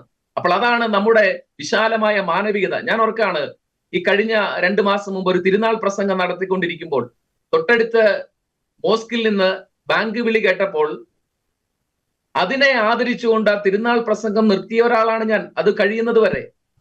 എന്ന് പറഞ്ഞാൽ നമ്മൾ ഈ രാജ്യത്തെ എല്ലാ മതങ്ങളെയും ആദരിക്കുകയും എല്ലാവർക്കും ആരാധിക്കാനും സ്വസ്ഥമായി ജീവിക്കാനുമുള്ള അവകാശമുണ്ടെന്ന് വിശാലമായ മാനവിക ബോധം പുലർത്തുകയും ചെയ്യുന്ന നമ്മുടെ സമൂഹത്തിനെതിരെയാണ്, നമ്മുടെ വിശ്വാസത്തിനെതിരെയാണ് ഇത്തരമുള്ള ആക്രമണങ്ങൾ നടക്കുന്നത്.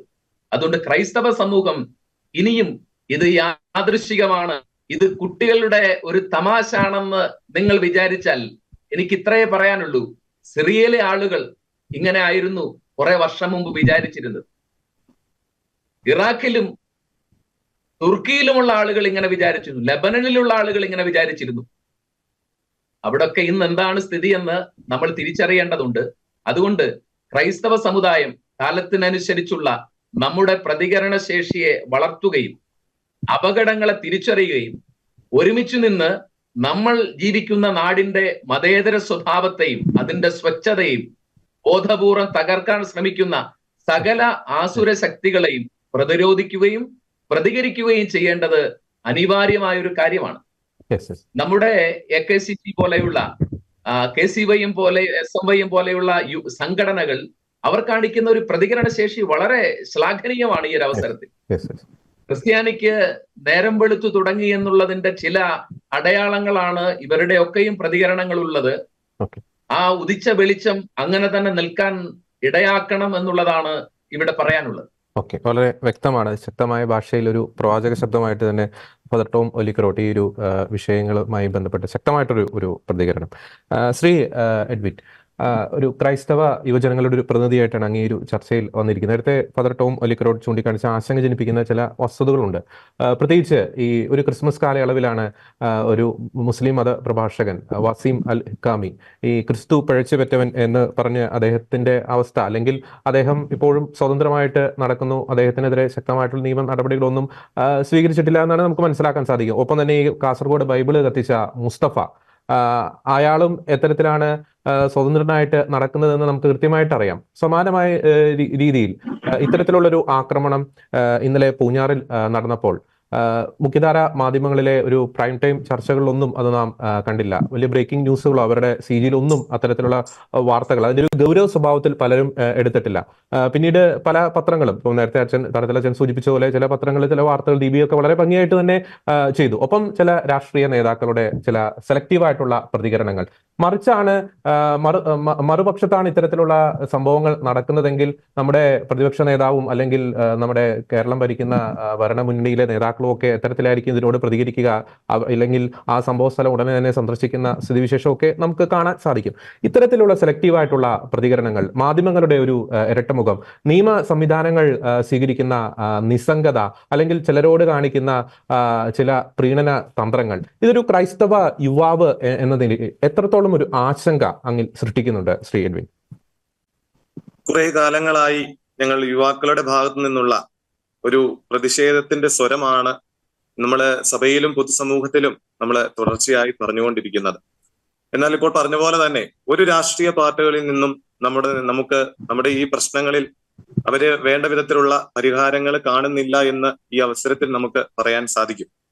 ഇപ്പൊ പറഞ്ഞ പോലെ തന്നെ പാലാ രൂപതയിലെ പൂഞ്ഞാർ എന്ന് പറയുന്ന ഒരു പ്രദേശത്ത് മാത്രമല്ല, രൂപതയുടെ ഏകദേശം ചേനാട്, മണിയംകുളം, അടിവാരം എന്ന വിവിധ പരിസരങ്ങളിൽ ഈ സാമൂഹ്യ വിരുദ്ധർ ലഹരി ഉപയോഗിച്ച് നടത്തുന്ന അധികൃതർ അല്ലെങ്കിൽ അതിനെതിരെ നടത്തുന്ന ശക്തമായ പ്രതികരണങ്ങൾ ഞങ്ങൾ നടത്തുന്നുണ്ട്, അല്ലെങ്കിൽ ഞങ്ങൾ അത് അവതരിപ്പിക്കുന്നുണ്ട്. പക്ഷെ ഇതിന് പോലീസ് അധികാരികളിൽ നിന്നോ അല്ലെ രാഷ്ട്രീയ പാർട്ടികളിൽ നിന്നോ ഞങ്ങൾക്ക് വേണ്ടത്ര പിന്തുണ നൽകുന്നില്ല എന്ന് എടുത്തു പറയേണ്ട ഒരു കാര്യം തന്നെയാണ്. ഇന്നലെ ഏകദേശം ഒരു 150ഓളം യുവാക്കൾ വൈകുന്നേരം പൂഞ്ഞാർ പ്രദേശത്ത് എത്തിച്ചേർന്ന് ഞങ്ങൾക്ക് ഞങ്ങളുടെ പ്രതിഷേധത്തിന്റെ ഒരു തുടർച്ച അവിടെ നടത്താൻ സാധിച്ചു എന്നതിൽ ഏറെ സന്തോഷമുണ്ട്. ഇനി ഞങ്ങൾ ഒരു ഓർമ്മപ്പെടുത്തലാണ് ഞങ്ങൾ ആഗ്രഹിക്കുന്നത്. ഇനിയും ഞങ്ങൾ ഇത് സഹിച്ച് മുന്നോട്ട് ഞങ്ങൾ കൊണ്ടുപോവുകയില്ല. ഏതു പ്രശ്നം വന്നാലും അതിനെതിരെ ശക്തമായ പ്രതിഷേധങ്ങളുമായി ഞങ്ങൾ മുന്നോട്ട് പോകുമെന്ന് എല്ലാ അധികാരികളോടും ഞങ്ങൾ ഈ ഒരു അവസരത്തിൽ ഓർമ്മപ്പെടുത്തുകയാണ്. ഇതിനുള്ള പൂർണ്ണ പിന്തുണയുമാണ് നമ്മുടെ യുവാക്കളുടെ ഭാഗത്ത് നിന്ന് ഇന്നലെ നമുക്ക് ലഭിച്ചത്. അങ്ങ് കൂട്ടിക്കൽ മുതൽ അങ്ങ് കടുത്തുരുത്തി നിന്ന് വരെയുള്ള യുവാക്കളാണ് ഏകദേശം 1 മണിക്കൂർ സമയത്തിനുള്ളിൽ ഞങ്ങൾ പൂഞ്ഞാർ ഭാഗത്ത് എത്തിച്ചേർന്നത്. ചോരയും ചങ്കും കൊടുത്ത് വൈദികരെ സംരക്ഷിക്കാൻ കഴിയും എന്ന മുദ്രാവാക്യം വിളിച്ചുകൊണ്ടായിരുന്നു ഞങ്ങളുടെ പ്രതിഷേധം. അപ്പൊ ശക്തമായ പ്രതിഷേധങ്ങളുമായി ഞങ്ങൾ മുന്നോട്ട് പോകുമെന്ന് ഈ ഒരു അവസരത്തിൽ ഞങ്ങൾ ഓർമ്മപ്പെടുത്തുകയാണ്.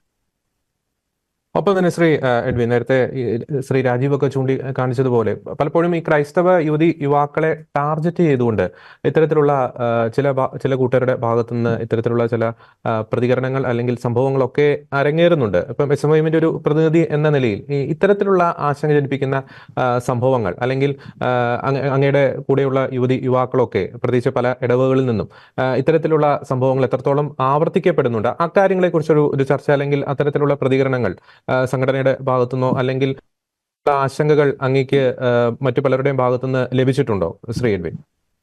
നമ്മൾക്ക് ഏകദേശം കഴിഞ്ഞ 4 വർഷങ്ങളായി നമ്മുടെ സംഘടനാപരമായ ചർച്ചകളിൽ ഏറ്റവും കൂടുതൽ ഉന്നയിച്ച് കേൾക്കുന്ന ഒരു വാർത്തകളാണ് നമ്മൾ ഇപ്പോൾ നിലവിൽ ചർച്ച ചെയ്യുന്നത്. ലഹരിക്കെതിരെയും അതുപോലെ തന്നെ നമ്മുടെ കല്ലറങ്ങാട്ട് പിതാവ് പറഞ്ഞ നമ്മുടെ ലവ് ജിഹാദ് പോലുള്ള പ്രശ്നങ്ങളും നമ്മളേറെ സംഘടനയിൽ ചർച്ച ചെയ്യുന്നുണ്ട്. അതിനെതിരെ ഞങ്ങൾ ഇന്നത്തെ കാലഘട്ടത്തിൽ അല്ലെങ്കിൽ ഇപ്പോൾ നിലവിലെ സംഘടനയിലുള്ള എല്ലാ യുവാക്കൾക്കും ഇതിനെപ്പറ്റി പൂർണ്ണമായ ഒരു ബോധ്യം SMIM KCYM പാലാ രൂപതയുടെ സംഘടനയിൽ നിന്ന് വ്യക്തമായി കൊടുക്കുവാൻ ഞങ്ങൾക്ക് സാധിച്ചിട്ടുണ്ട്. ഇനിയും ഞങ്ങൾ ഇതുമായി മുന്നോട്ട് പോകും. നമ്മുടെ സംഘടന യുവാക്കളെ സഭയോടും സമൂഹത്തിനോടും ചേർത്ത് നിർത്തിക്കൊണ്ട് വളരെ നല്ല ഒരു യുവാക്കളെ സമൂഹത്തിലേക്ക് ഞങ്ങൾ നിർമ്മിക്കുന്നതിന് വേണ്ടി ഞങ്ങൾ അവരെ സഹായിക്കുന്ന ഒരു സംഘടന തന്നെയാണ്. ഇന്ത്യയുടെ മുൻ പ്രസിഡന്റ് ആയിരുന്ന ഡോക്ടർ APJ അബ്ദുൽ കലാം പറഞ്ഞ ഒരു വാക്കുകളാണ് എനിക്കിപ്പോൾ ഓർമ്മ വരുന്നത്. The ignited minds of the youth are the most powerful resources on the earth, under the earth and below the earth. ഇന്ന് ലോകം കണ്ടതിൽ വെച്ച് ഏറ്റവും വലിയ സ്രോതസ് എന്ന് പറയുന്നത് യുവജനങ്ങളാണ്. അത് നമ്മുടെ ഇന്ത്യയുടെയും ഏറ്റവും വലിയ സ്രോതസ് എന്ന് പറയുന്നത് നമ്മുടെ യുവജനങ്ങൾ തന്നെയാണ്.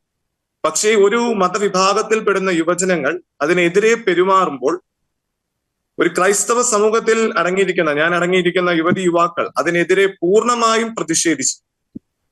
എന്താണോ നമ്മുടെ രാജ്യത്തിന് എങ്ങനെയാണോ ഒരു യുവാവായിരിക്കേണ്ടത് അല്ലെങ്കിൽ എങ്ങനെയാണോ ഒരു യുവതി ആയിരിക്കേണ്ടത് ആ രീതിയിലേക്ക് യുവാക്കൾ വളർന്നു വരേണ്ടത് അതൊക്കെ ആ രാജ്യത്തിന്റെ ആവശ്യമാണ്, അല്ലെങ്കിൽ ഒരു മതത്തിന്റെ ആവശ്യമാണ്, ഒരു സമൂഹത്തിന്റെ ആവശ്യമാണ്. അതിനു വേണ്ടി ഓരോ മതസ്ഥരും അല്ലെങ്കിൽ ആ മതത്തിൽ ബന്ധപ്പെട്ട നേതാക്കന്മാര് അവരുടെ യുവാക്കൾക്ക് പ്രോപ്പറായിട്ടുള്ള ട്രെയിനിങ് നൽകണമെന്ന് ഈ ഒരു അവസരത്തിൽ നമ്മൾ ഓർമ്മപ്പെടുത്തുകയാണ്. അങ്ങനെ ഈ ക്രൈസ്തവ മൂല്യങ്ങൾ പിന്തുടരുന്ന ഒരു പ്രസ്ഥാനമാണ് ഈ SMIM KCYM എന്നൊരു പ്രസ്ഥാനം. അതിലെ അംഗങ്ങളായിരിക്കുന്നവര് യാതൊരു വിധത്തിലുള്ള പ്രതിഷേധങ്ങളും നടത്താൻ ആഗ്രഹിക്കുന്നവരല്ല. പക്ഷേ ഇങ്ങനെയുള്ള കാര്യങ്ങൾ നടന്നു കഴിഞ്ഞാൽ ആ പ്രതിഷേധങ്ങൾ ഏറ്റെടുത്ത് മുന്നോട്ട് കൊണ്ടുപോകാൻ കെൽപ്പുള്ളവരാണ് ഞങ്ങൾ എന്ന് ഈ ഒരു അവസരത്തിൽ ഓർമ്മപ്പെടുത്തുകയാണ്. ഓക്കെ, വളരെ വ്യക്തമാണ്. മോൺസിനോ ജോസഫ് തടത്തിൽ അങ്ങേക്ക് പോകാൻ തിരക്കുണ്ടെന്ന് അറിയാമെങ്കിലും അങ്ങയോടുള്ള അവസാനത്തെ ഒരു ചോദ്യം. ഇത്തരത്തിലുള്ള സംഭവങ്ങൾ ആവർത്തിക്കപ്പെടുന്നു. അപ്പോൾ പലപ്പോഴും നമ്മുടെ യുവാക്കൾക്ക് അല്ലെങ്കിൽ നമ്മുടെ ആത്മായ സമൂഹത്തിന്, നമ്മുടെ വിശ്വാസ സമൂഹത്തിനൊക്കെ കാലോചിതമായിട്ടുള്ള ഒരു പ്രബോധനങ്ങൾ, പാലാ രൂപത വളരെ സുദീർഘമായി ആ മേഖലയിൽ ശക്തമായിട്ടുള്ള പ്രബോധനങ്ങൾ നൽകുന്നുണ്ട്. കല്ലറങ്ങാട്ട് പിതാവ് തന്നെ അതിന് ഉദാത്തമായിട്ടുള്ളൊരു മാതൃക നമുക്ക് നൽകിയിട്ടുണ്ട്. അത് കുറെ കൂടി നമ്മുടെ ഇടവക തലങ്ങളിൽ, പാലാ രൂപതയിൽ മാത്രമല്ല മറ്റു പല രൂപതകളിലും ഇപ്പം കുറെ വർഷങ്ങൾക്ക് മുമ്പുള്ള വെല്ലുവിളികൾ അല്ല ഇന്ന് ക്രൈസ്തവ സമുദായം കേരളത്തിന്റെ ഒരു പശ്ചാത്തലത്തിൽ നേരിട്ടുകൊണ്ടിരിക്കുന്നത്. അതുകൊണ്ട് തന്നെ പ്രത്യേകിച്ച് യുവതീവാക്കൾക്ക്, നമ്മുടെ വൈദികർക്ക് ഒക്കെ ഒരു കാലോചിതമായിട്ടുള്ള ഒരു പ്രബോധനം നമ്മുടെ രൂപതകളിൽ ഉടനീളം നൽകേണ്ടതിന്റെ ഒരു ആവശ്യകത, അതിലേക്ക് വിരൽ ചൂണ്ടുന്നതല്ലേ ഇന്നലെ പൂഞ്ഞാറിൽ നടന്ന സംഭവം? നേരത്തെ നമ്മൾ ഈ ചർച്ചയുടെ കഴിഞ്ഞ ഘട്ടങ്ങളിലൊക്കെ ചൂണ്ടിക്കാണിച്ച പല സംഭവ വികാസങ്ങളും. മോൺസിനോർ ജോസഫ് തടത്തിൽ. നമുക്ക് തീർച്ചയായിട്ടും സഭയ്ക്ക് വളരെ ശക്തമായ പ്രബോധനങ്ങളുണ്ട്, ആനുകാലിക പ്രബോധനങ്ങളുണ്ട്. പലപ്പോഴും ഇത്തരം കാര്യങ്ങൾ വരുമ്പോൾ ചോദ്യത്തിന്റെ പൊരുൾ നമുക്ക് മനസ്സിലാവും. ഇത്തരം കാര്യങ്ങൾ വരുമ്പോൾ നമ്മൾ പെട്ടെന്നൊന്ന് കത്തിച്ചൊലിച്ചു, കുറെ കാര്യങ്ങൾ പറഞ്ഞു. പിന്നെ നമ്മൾ ഈ പറഞ്ഞ പോലെ ഇഷ്ടം പോലെ പ്രബോധനങ്ങൾ ഉണ്ടെങ്കിലും ആ പ്രബോധനങ്ങൾ പിന്നെ നമ്മൾ വിസ്മരിച്ച് അത് ജീവിതത്തിൽ സ്വാംശീകരിക്കുന്ന കാര്യത്തിലേക്ക് വരുമ്പോൾ നമ്മൾ പരാജയപ്പെടുന്നതാണ്. നമുക്ക് പലപ്പോഴും ഉള്ളത് നമ്മുടെ ഒരു basic policy leave and let leave ആണ്. മറ്റുള്ളവർക്ക് ജീവിക്കാൻ അനുവദിക്കുക, അത് മാന്യമായി ജീവിക്കാൻ അനുവദിക്കുക, അതുപോലെ തന്നെ നമുക്ക് ജീവിക്കാനുള്ള അനുവാദം കിട്ടും. സത്യത്തിൽ നമുക്കുള്ള ജീവിക്കാനുള്ള അനുവാദം മറ്റാരും അല്ല തരേണ്ടത്. ആ അനുവാദം നമുക്കുണ്ട്. നമ്മുടെ ഭരണഘടന വിഭാവനം ചെയ്യുന്നുണ്ട്. പ്രയാമ്പിൾ ഓഫ് ദി ഇന്ത്യൻ കോൺസ്റ്റിറ്റ്യൂഷൻ വളരെ വ്യക്തമാണ്. അതുകൂടാതെ നമുക്ക് നമ്മളുടെ സഭയുടെ വ്യക്തമായിട്ടുള്ള പ്രബോധനങ്ങളുണ്ട്. ആ പ്രബോധനങ്ങൾ തീർച്ചയായിട്ടും ഉണ്ട്. അത് സ്വാംശീകരിക്കുവാൻ നമുക്ക് എത്രമാത്രം സാധിക്കുന്നു, അതിന് സഭയും സംവിധാനങ്ങളും നമ്മുടെ ഇടവകകളും രൂപതകളും ഒക്കെ കുറെ കൂടെ വളരെ ശക്തമായ നിലപാടുകൾ എടുത്തുകൊണ്ട് അതിന്റെ ആവശ്യകത ജനത്തെ ബോധവൽക്കരിച്ചുകൊണ്ട് അല്ലെങ്കിൽ ആവശ്യകത ബോധ്യപ്പെടുത്തിക്കൊണ്ട് മുമ്പോട്ട് പോകേണ്ട ഒരു ആവശ്യമുണ്ട്. അതിന് നമുക്ക് തീർച്ചയായിട്ടും ഇത്തരം അവസരങ്ങള് പുനർവിചിന്തനത്തിന് കാരണങ്ങളാകുന്നുണ്ട് അല്ലെങ്കിൽ അവസരങ്ങളാകുന്നുണ്ട് എന്നുള്ളത് വ്യക്തമാണ്. ഒറ്റൊരു ചോദ്യം കൂടി. ഈ ഒരു സംഭവത്തിന്റെ പശ്ചാത്തലത്തിൽ പല രൂപത തലത്തിൽ സ്വീകരിക്കുന്ന പല നടപടികൾ ഉണ്ട്. ഇപ്പോൾ നാളെ തന്നെ ഒരു പ്രാർത്ഥന ശുശ്രൂഷയുമായി ബന്ധപ്പെട്ട സർക്കുലർ ഒക്കെ വന്നിട്ടുണ്ട്. ആത്മീയമായിട്ടും ഭൗതിക തലത്തിലും പല രൂപത സ്വീകരിക്കാൻ ഉദ്ദേശിക്കുന്ന ഒരു നടപടികൾ അല്ലെങ്കിൽ അങ്ങയുടെ മനസ്സിലുള്ള പദ്ധതികൾ എന്തൊക്കെയാണ്? തന്നെ പറഞ്ഞതുപോലെ ലെറ്റർ കഴിഞ്ഞു. നാളെ ഒരു ബാഹ്യമായ ഒരു ചെറിയ കാര്യം നമ്മൾ ചെയ്യുന്നത് പള്ളികളിൽ ഒരു ചെറിയ പ്രാർത്ഥനാ യജ്ഞം പോലെ നടത്തുക. അതോടൊപ്പം തന്നെ യോഗ പ്രതിനിധികളെ സമ്മേളിച്ച് ഇതിനെതിരെ പ്രമേയം പാസ്സാക്കുക. അത് ഒരു ബാഹ്യമായിട്ടുള്ള ഒരു സോളിഡാരിറ്റി നമ്മുടെ അച്ഛനോടും അതുപോലെ ഇതുപോലെ പല സ്ഥലത്തും നമ്മൾ സൂചിപ്പിച്ച പോലെ വേദനിക്കുന്ന നമ്മുടെ സഹോദരങ്ങളോടുമുള്ള ഒരു ഐക്യദാർഢ്യം പ്രകടമാക്കാനാണ്. പക്ഷേ ഈ പറയുന്ന നമ്മളുടെ വിശ്വാസ പരിശീലന രംഗങ്ങളില്, നമ്മളുടെ സംഘടനാ പരിശീലന രംഗങ്ങളിലൊക്കെ നമ്മൾ ഇതൊരു പരിധിവരെ ചെയ്തിട്ടുണ്ട്. തീർച്ചയായിട്ടും അത് നല്ല രീതിയിൽ കൂടുതൽ പുനരാവിഷ്കരിക്കത്തക്ക ക്രമീകരണങ്ങൾ നമ്മൾ ഈ ദിവസങ്ങളിലൊക്കെ ചെയ്തിട്ടുണ്ട്. എന്താണെന്ന് വ്യക്തമായിട്ട് ഞാൻ ഇപ്പോൾ പറയുന്നില്ല, വ്യക്തമായിട്ടുള്ള നിലപാടുകളുണ്ട്. പക്ഷെ അവിടെ നമ്മൾ എപ്പോഴും ചിന്തിക്കുന്നത് വൈകാരിക തലങ്ങളിലൂടെ നമ്മളെ ആളുകളെ ഒരു എക്സ്ട്രീമിലേക്ക് എത്തിക്കാതിരിക്കാനും അങ്ങനെ എത്തി നമുക്ക് തന്നെ അവരെ തിരിച്ചു ബോധവൽക്കരിക്കാൻ പറ്റാത്തൊരു സാഹചര്യം വരാതിരിക്കാനും ശ്രമിക്കുന്നുണ്ട്. ഒപ്പം നമ്മൾ ഇത്തരം കാര്യങ്ങൾ വരുമ്പോൾ നമ്മുടെ ആളുകളെ ഒരു നെറ്റ്വർക്കിൽ എന്ന പോലെ പെട്ടെന്ന് തന്നെ കാര്യങ്ങൾ ബോധ്യപ്പെടുത്തുകയും ആ നെറ്റ്വർക്കിന്റെ അനുസരിച്ച് പ്രകോപനങ്ങൾ സൃഷ്ടിക്കാതെ ഇത്തരം കാര്യങ്ങൾ ഞങ്ങൾ അംഗീകരിക്കുവാൻ ഞങ്ങളെ നിർബന്ധിക്കേണ്ടതില്ല എന്ന വ്യക്തമായ സന്ദേശം നമ്മൾ കൊടുക്കുന്നു. നമ്മൾ സൂചിപ്പിച്ചതുപോലെ ക്രൈസ്തവ വിശ്വാസികള് ആരും പേടിത്തൊണ്ടന്മാരൊന്നുമല്ല. പിന്നെ ചിലപ്പോഴൊക്കെ ഒരു സുരക്ഷിതത്വത്തിന്റെ വലയത്തിൽ നമ്മൾ പെട്ടുപോകാറുണ്ട്. നമ്മളൊക്കെ കംഫർട്ടബിൾ, പ്രത്യേകിച്ച് നമ്മളുടെ ഈ പ്രദേശത്തൊക്കെ കുഴപ്പമില്ല, നന്നായിട്ട് പോകുന്നു, വലിയ പ്രശ്നമില്ല എന്ന് ചിന്തിക്കുന്നു. ഇത്തരം ചില പ്രശ്നങ്ങൾ നമ്മൾക്ക് വലിയൊരു അലാമ നൽകുന്നു. ജാഗ്രതയ്ക്കുള്ള നിതാന്ത ജാഗ്രത, ഒരു ദിവസത്തേക്കുള്ള ജാഗ്രതയല്ല, തുടർ ജാഗ്രത. നമ്മൾ സത്യം പറഞ്ഞാൽ ശ്രമിക്കുന്നതും ഈ ദിവസങ്ങൾ ആ കോൺഷ്യന്റൈസേഷൻ കൊണ്ടുവരുന്നതിനായിട്ടുള്ള വലിയ പരിശ്രമമാണ്. ആരോടും സ്പർദ്ധയില്ലാതെ, ആരോടും വിരോധമില്ലാതെ ഞങ്ങൾക്ക് ജീവിക്കണം, മാന്യമായി ജീവിക്കണം, ഞങ്ങൾക്ക് ഞങ്ങളുടെ ആരാധന നടത്തണം, അതിന് ഞങ്ങൾക്ക് ബുദ്ധിമുട്ടുണ്ടാകരുത് എന്നുള്ള വ്യക്തമായ നിലപാടുകൾ സംശയലേശമന്യേ നമ്മൾ പ്രഖ്യാപിക്കുകയാണ്. അതിന്റെ അടയാളങ്ങളാണ് നമ്മൾ ചിലത് കണ്ടതും തീർച്ചയായിട്ടും വരുന്നത്. ആരെയും നമ്മൾ ശത്രുക്കളായിട്ട് കാണുന്നില്ല. ഇത് ചെയ്തവർ ഇന്നവരാന്ന് നമ്മൾ ഇപ്പോൾ ഐഡന്റിഫൈ ചെയ്യുന്നില്ല. അത് പോലീസിന്റെ ചുമതല, അവർ ഐഡന്റിഫൈ ചെയ്തിട്ട് അത് നമ്മുടെ സമൂഹത്തിൽപ്പെട്ടവരാണെങ്കിലും മറ്റുള്ളവർക്ക് പെട്ടവരാണെങ്കിലും നമ്മളുടെ കുട്ടികൾ അല്ലെങ്കിൽ യുവജനങ്ങൾ ഇങ്ങനെ പോകാൻ പാടില്ല. അവര് കൂടുതൽ കൺസ്ട്രക്റ്റീവായിട്ട് വരേണ്ടതിന് പകരം ഡിസ്ട്രക്റ്റീവ് മെന്റാലിറ്റിയുമായിട്ട് വന്നാൽ അത് എവിടെ പെട്ടവരാണെങ്കിലും അത് തീർച്ചയായിട്ടും അത് അവരവരുടെയും മറ്റുള്ളവരുടെയും നാശത്തിന് കാരണമാകും എന്നുള്ള വ്യക്തമായ സന്ദേശം നമ്മൾ തീർച്ചയായിട്ടും കമ്മ്യൂണിക്കേറ്റ് ചെയ്യുന്നുണ്ട് ഈ ദിവസങ്ങളിലൂടെ. ഓക്കെ, വളരെ വ്യക്തമാണ്. ശ്രീ രാജീവ് കൊച്ചുപറമ്പിൽ, തടത്തിലച്ചൻ പറഞ്ഞ് നിർത്തിയ ആ ഒരു പോയിന്റാണ് അങ്ങയോട് ചോദിക്കാനുള്ളത്. ഇത്തരത്തിലുള്ള സംഭവങ്ങൾ ഉണ്ടാകുമ്പോൾ നമ്മുടെ സംഘടനകളും അൽമായ വിശ്വാസികൾ, യുവതാക്കളെ ശക്തമായിട്ടുള്ളൊരു പ്രതികരണം ഉണ്ടാകുന്നു. പക്ഷേ പിന്നീടുള്ളൊരു തുടർ ജാഗ്രത, ആ ഒരു വാക്ക് വളരെ പ്രാധാന്യം അർഹിക്കുന്ന ആ ഒരു കാര്യത്തിൽ പലപ്പോഴും ഒരു സ്വയം വിമർശനമായി തന്നെ ചൂണ്ടിക്കാണിക്കുകയാണെങ്കിൽ സഭയുടെ ഉള്ളിൽ തന്നെ ഒരു വീഴ്ചകൾ സംഭവിക്കുന്നുണ്ട്. പലപ്പോഴും നമുക്ക് ജാഗ്രതാ സമിതികളുണ്ട്. ഇപ്പൊ കത്തോലിക്ക സഭയുടെ നേതൃതലത്തിൽ ജാഗ്രതാ സമിതിയുണ്ട്, രൂപതാ തലത്തിലുണ്ട്. പക്ഷെ ആ ജാഗ്രതാ സമിതികളൊക്കെ ഒരു ലോക്കൽ തലത്തിൽ, ഒരു അടിസ്ഥാന ഘടകത്തിൽ ഒരു ശക്തിപ്പെടുത്തേണ്ടതിന്റെ ഒരു ആവശ്യകത അതിക്രമിച്ചില്ല. പ്രത്യേകിച്ച് ഇപ്പൊ പൂഞ്ഞാർ പോലുള്ള പ്രദേശം നമുക്കറിയാം ക്രൈസ്തവ ഭൂരിപക്ഷ മേഖലയാണ്. ഇത്തരത്തിലുള്ള സംഭവം ഉണ്ടാകുമ്പോൾ തീർച്ചയായിട്ടും ഒട്ടനവധി വിശ്വാസികളൊക്കെ അവിടേക്ക് വരും. നമുക്കറിയാം കാഞ്ഞിരപ്പള്ളി അമൽജ്യോതി കോളേജിലൊക്കെ ഒരു ഇഷ്യൂ ഉണ്ടാകുന്നു, അല്ലെങ്കിൽ ഒരു ക്രൈസ്തവ ഭൂരിപക്ഷ മേഖല അല്ലാത്ത ഒരു ഇടത്തിൽ ഇത്തരത്തിലൊരു സംഭവം ഉണ്ടാകുമ്പോൾ ഇത്തരത്തിലുള്ള വലിയൊരു വിശ്വാസികളുടെ ഒരു ആൾക്കൂട്ടത്തെ നമുക്ക് പ്രതീക്ഷിക്കാൻ സാധിക്കില്ല. പക്ഷെ അത്തരം സംഭവങ്ങൾ ഉണ്ടാകുമ്പോൾ ഈ രൂപതയോടൊപ്പം അല്ലെങ്കിൽ ഇടവകയോടൊപ്പം ഈ സ്ഥാപനത്തോടൊപ്പം ഞങ്ങൾ ഉണ്ട് എന്ന് പറഞ്ഞ ആ സ്ഥാപനത്തിലേക്ക് വരുവാൻ, ക്രിസ്തീയമായിട്ടുള്ള രീതിയിൽ ഈ രാജ്യം അനുശാസിക്കുന്ന രീതിയിൽ തന്നെ അതിനെ ഇത്തരം സംഭവങ്ങൾക്കെതിരെ പ്രതിരോധം തീർക്കുവാൻ, അതിനെതിരെ പ്രതികരിക്കുവാനുള്ള ജാഗ്രതാ സമിതികൾ ഈ ലോക്കൽ തലത്തിൽ ഒരു തുടർ ജാഗ്രത അത് ശക്തിപ്പെടുത്തേണ്ടതിന്റെ ഒരു ആവശ്യകത അത് അതിക്രമിച്ചിട്ടില്ലേ ശ്രീ രാജീവ് കൊച്ചുപറമ്പിൽ? തീർച്ചയായിട്ടും ഞാൻ ബഹുമാനപ്പെട്ട തടത്തിലച്ചൻ പറഞ്ഞ കാര്യം ഞാൻ പൂർണ്ണമായിട്ട് ഉൾക്കൊള്ളുന്നു. അച്ഛൻ പറഞ്ഞ നമ്മൾ വളരെ ക്രൈസ്തവികമായിട്ട് നമ്മളുടെ പ്രതികരണങ്ങൾ കൊണ്ടുപോകേണ്ടതിന്റെ ആവശ്യകതയെക്കുറിച്ച് അച്ഛൻ സൂചിപ്പിക്കുകയുണ്ടായി. തീർച്ചയായിട്ടും അങ്ങനെ തന്നെയാണ് നമ്മൾ പോകുന്നത്. പക്ഷെ നമ്മളുടെ ആളുകൾ ചില കാലഘട്ടങ്ങളിലൊക്കെ, പ്രത്യേകിച്ച് ഈ അടുത്ത കാലഘട്ടങ്ങളിലൊക്കെ ഭൗതികമായ രീതിയിൽ കുറച്ചുകൂടെ ശക്തമായിട്ടുള്ള പ്രതികരണം നമ്മളുടെ സഭയുടെ ഭാഗത്തു നിന്നും സമുദായത്തിന്റെ ഭാഗത്തു നിന്നും ഉണ്ടാകണമെന്ന് ആഗ്രഹിക്കുന്ന ആളുകളാണ്. അതുകൊണ്ടാണ് പെട്ടെന്ന് തന്നെ ആളുകൾ ഇന്നലെ അവിടെ കടന്നു വരികയുണ്ടായത്. അപ്പൊ നമുക്ക് ജാഗ്രതാ സമിതികളുണ്ട്, അല്ലെങ്കിൽ വിവിധ സംഘടനകളുണ്ട്. നമ്മൾ എപ്പോഴും പുതിയ പുതിയ സംവിധാനങ്ങൾ രൂപീകരിക്കുന്നു, ഒന്നോ രണ്ടോ പ്രധാനപ്പെട്ട പ്രോഗ്രാം നടത്തുന്നു, പിന്നെ തണുത്തു പോകുന്നു. ആ ഒരു ശൈലി നമുക്ക് ഒഴിവാക്കിയിട്ട് നമുക്ക് നിരവധിയായിട്ടുള്ള പ്രധാനപ്പെട്ട പ്രസ്ഥാനങ്ങൾ നമ്മളുടെ രൂപതകളിലും സഭയിലും ഇല്ലേ. കത്തോലിക്ക കോൺഗ്രസ് ഉണ്ട്, SMYM ഉണ്ട്, അല്ലെങ്കിൽ മാതൃ സംഘടനകളുണ്ട്. ഇതിനെയൊക്കെ ശക്തിപ്പെടുത്തി അവർക്ക് ഈ ജാഗ്രതയുടെ നിർദ്ദേശം കൊടുത്ത് അതിനെ കൂടുതൽ ആളുകളെ കൊണ്ടുവന്നിട്ടുണ്ടെങ്കിൽ തീർച്ചയായിട്ടും ഈ ജാഗ്രതാ പ്രവർത്തനങ്ങൾ ഭംഗിയായിട്ട് നടക്കും. എനിക്ക് ഒരു ഉദാഹരണം പറയാനുള്ളത്, ഞാൻ പാലാ ടൗണിലാണ്. ഞങ്ങളുടെ പ്രദേശത്ത് ഉള്ള ഇടവക ദേവാലയത്തോട് ചേർന്ന് ഒന്ന് രണ്ട് ആളുകൾ കഴിഞ്ഞ നാളുകളിൽ വലിയ ബുദ്ധിമുട്ടുകളോ സൺഡേ സ്കൂളിലെ കുട്ടികളുമായി ബന്ധപ്പെട്ടുണ്ടാക്കി സ്ഥിരമായിട്ട് ഉണ്ടാക്കുന്നുണ്ട്.